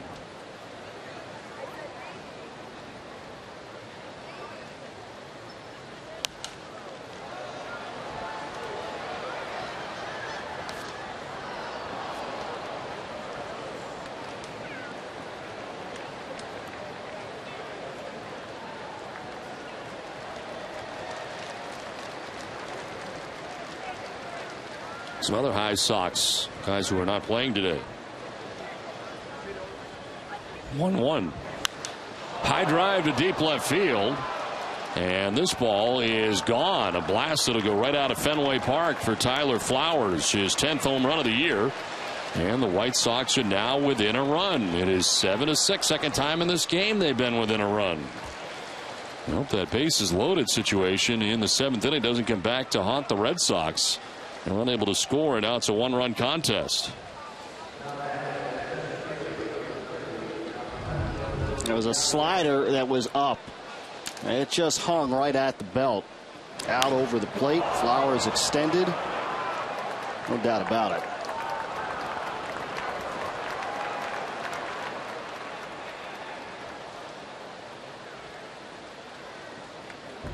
So 2 down, number 9 man homers, and here's Alejandro Diaz. And he takes a pitch inside for ball 1. White Sox have not gone away today. They have hung around.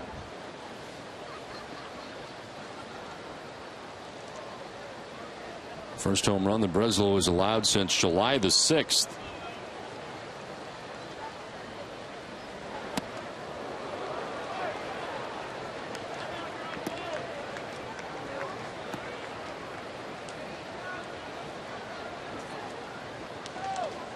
Koji Uehara now up in the Red Sox pen. We saw him go after a 4-out save the other night successfully.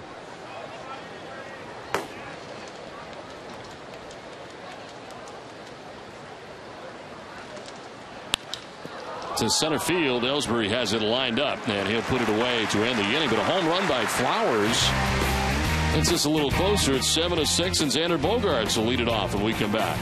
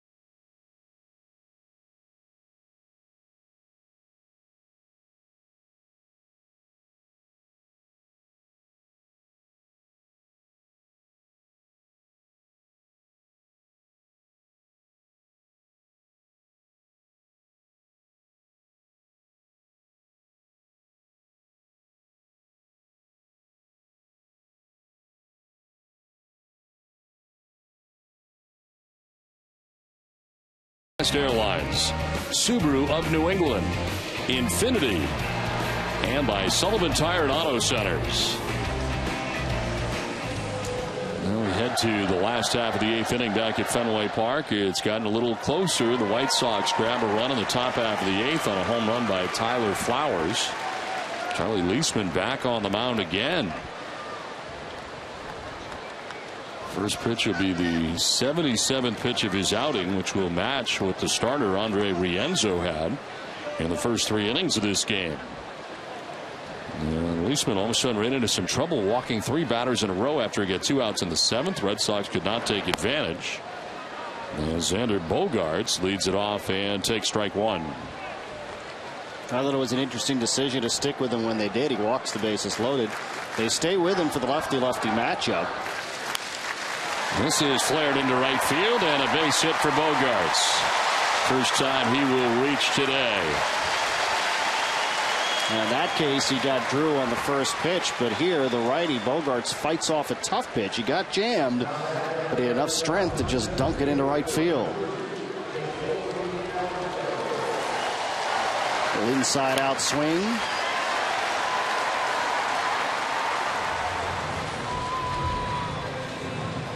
So lead runner on here for the Red Sox in the bottom of the 8th inning as Jacoby Ellsbury has been on twice today. Single to drive in a pair in the 2nd inning. Walked in the 4th as a stolen base today. And takes ball 1 outside.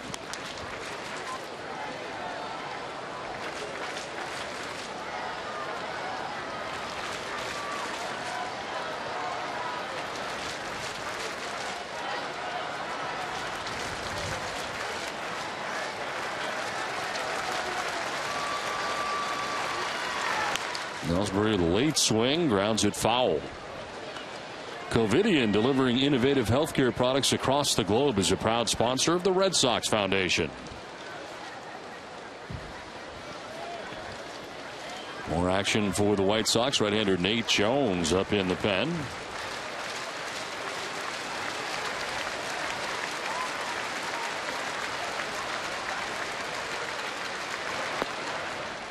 Down and in, 2-1.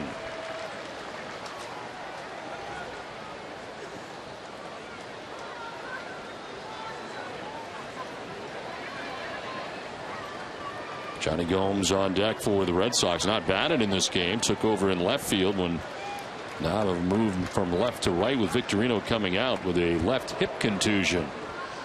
That time Leisman almost threw it away. Nice play by Keppinger to come off the bag to retrieve that.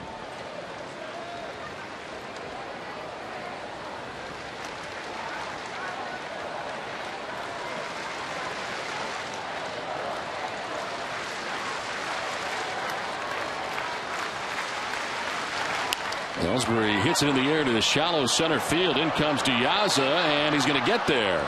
Good speed from Diaz. He recovered and diving back to the bag at first is Bogaerts. Initially looked like Diaz may not have a chance to get to that. Now Diaz is pretty speedy, good defensive player. Got a decent jump. Might have fooled him a little bit with the swing at first, but he was able to recover. Well, Mark Parrott, the bench coach, coming out now with 1 out and 1 on. They've had Jones up in the bullpen.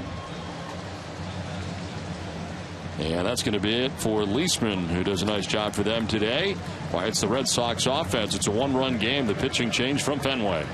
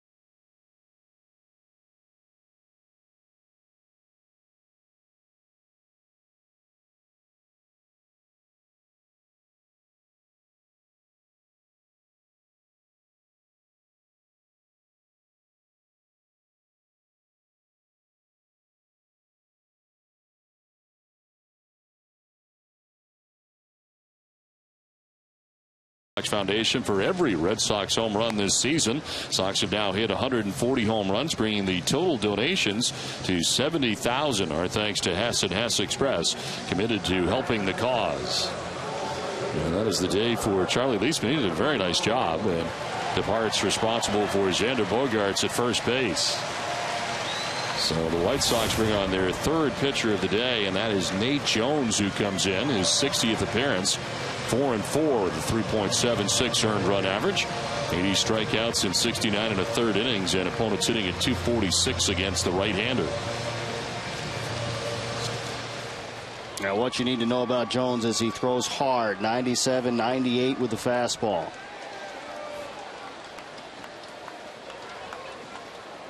Charlie Leisman ends up going 4 1/3 innings of work out of the bullpen. Soft toss to first base, and Bogaerts back without a problem.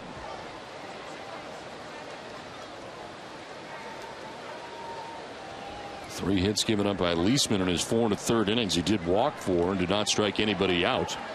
And again, responsible for Bogaerts at first base, was charged with 2 runs. This will get away, and Bogaerts will move up into scoring position. Clanked off the glove of Tyler Flowers. I wonder if Flowers was crossed up there.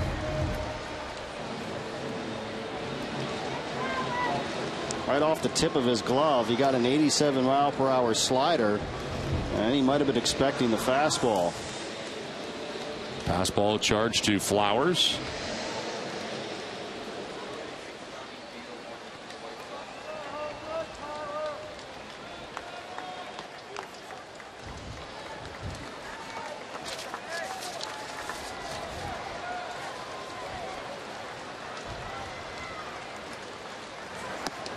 Gomes will take it inside, 2-0. Action in the White Sox pen. Donnie Veal warming up.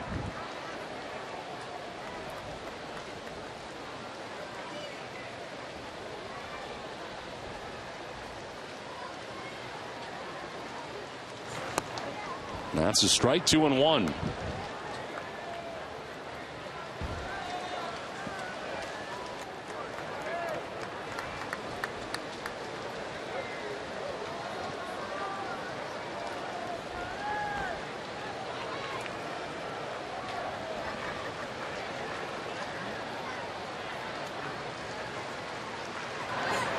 Gomes fouls it back, and it's 2-2.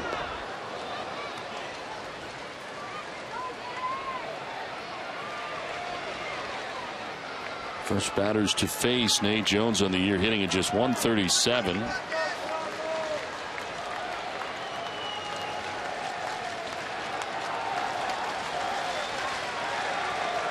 Last 38 games, he has gone 3-0 with a 2.08 earned run average out of the pen. Been used a lot, 13 of the last 20 games.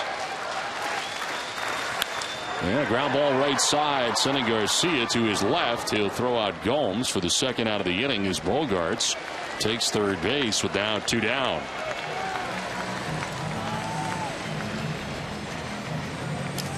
So it gives a chance for Dustin Pedroia to bring in an insurance run here for the Red Sox with 2 outs in the 8th inning. Bogaerts at third base.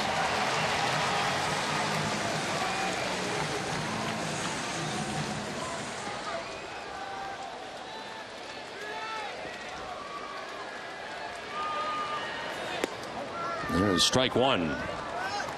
Pedroia singled in the first, walked in the second, singled and scored in the fourth before lining out sharply to center field in the 7th inning.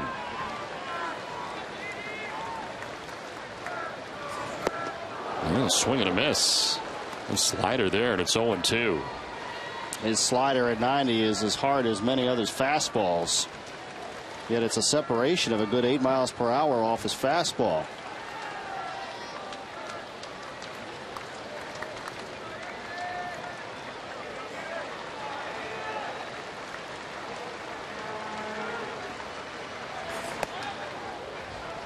.99 that time, but high for ball one.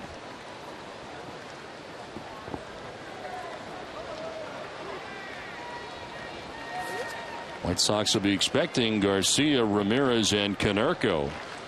Works out to be 2, 3, and 4 in their order in the 9th. This is up the middle, but it is picked by the pitcher Jones, and he flips to first to get Pedroia. Red Sox closer Koji Uehara coming into the game. It's a 1-run game.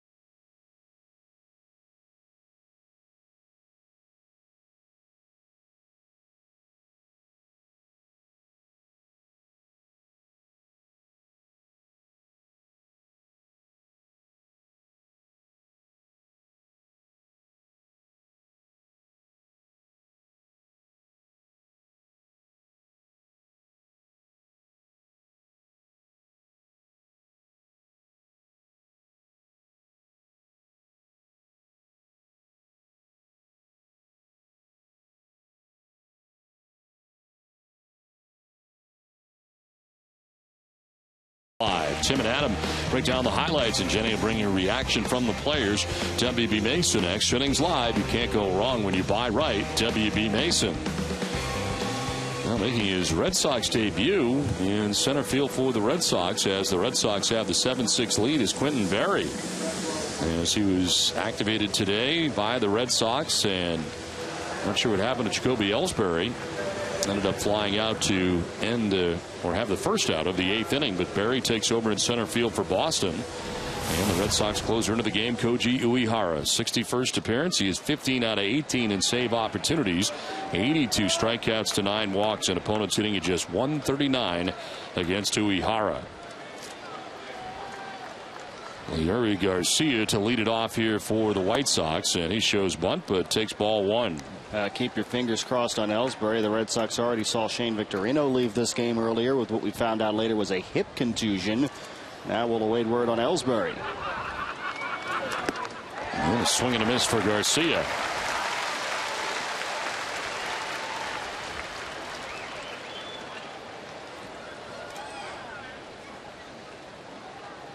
So Breslow is charged with a run in his inning of work. Garcia just waves at that pitch. A good splitter down and away.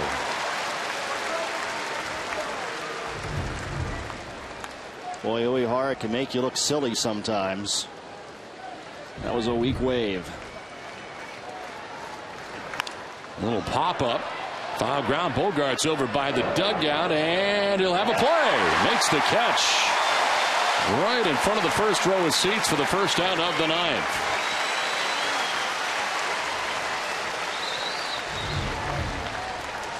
I think it's still an adjustment period for Bogarts at third base. He said so, but that's a nice play. He figured out where he was and how much room he had to work with. Just enough. Very appreciative Koji Uehara, who gets the first out of this 9th inning.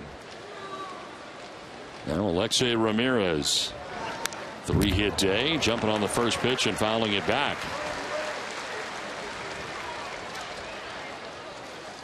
3 for 4 today. All singles, 1 to left, 1 to third, 1 to second.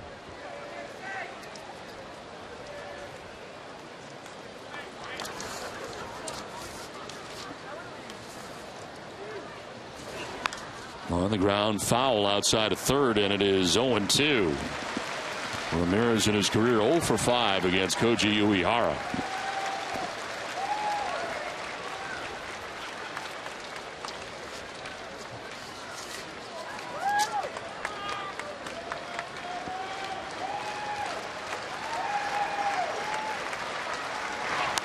Fouled off to the right, staying alive.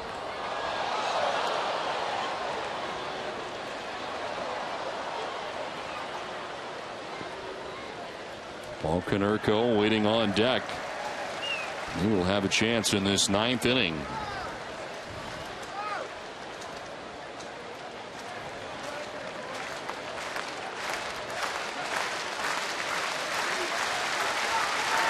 Swing and a miss. 2 down in the 9th. First strikeout for Koji Uehara. He climbed the ladder, 91. Sneaks up on you.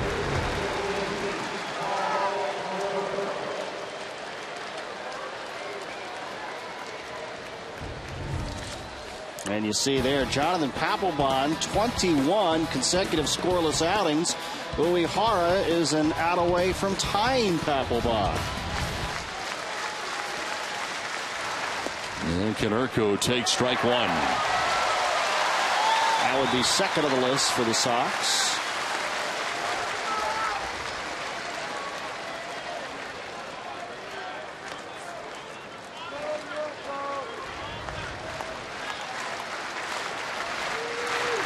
Konerko down 0-2.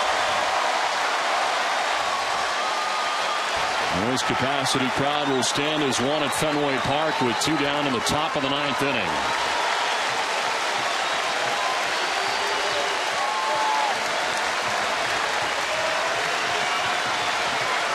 The 0-2 pitch. A little bit low, and it's 1-2. And Konerko wants the baseball to be checked out by Angel Hernandez.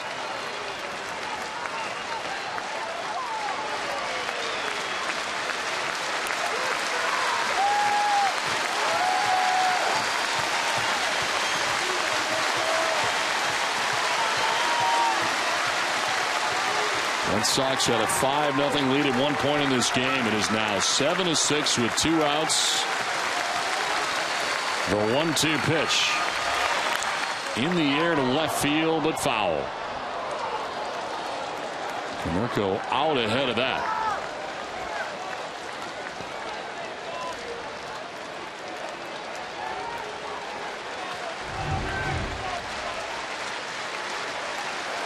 Splitter that stayed up.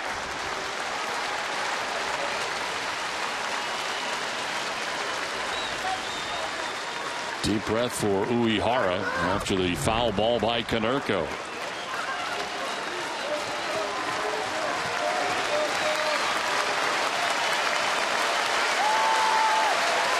The 1-2 pitch on the ground, foul.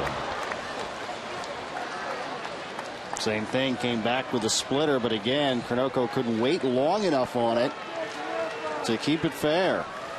WSL Garcia waiting on deck. With 2 down here in the 9th inning.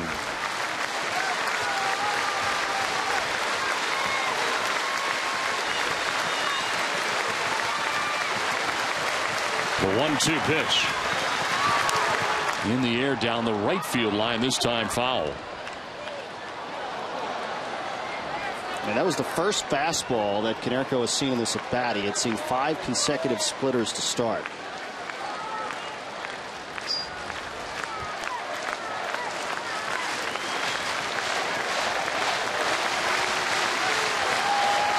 One ball, 2 strikes, 2 down in the 9th.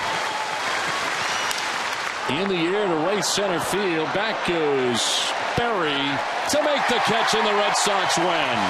Koji Uehara, another 1-2-3 9th inning, and Boston sweeps the Chicago White Sox in a 3-game series. Today became a little tighter in the end than first thought, but Bob's Discount Furniture will again donate $1,000 to the Jimmy Fund Radio Telethon for every Red Sox game saved this season. With the Save Bob's donation total stands at $28,000. Everybody saves money at Bob's Discount Furniture.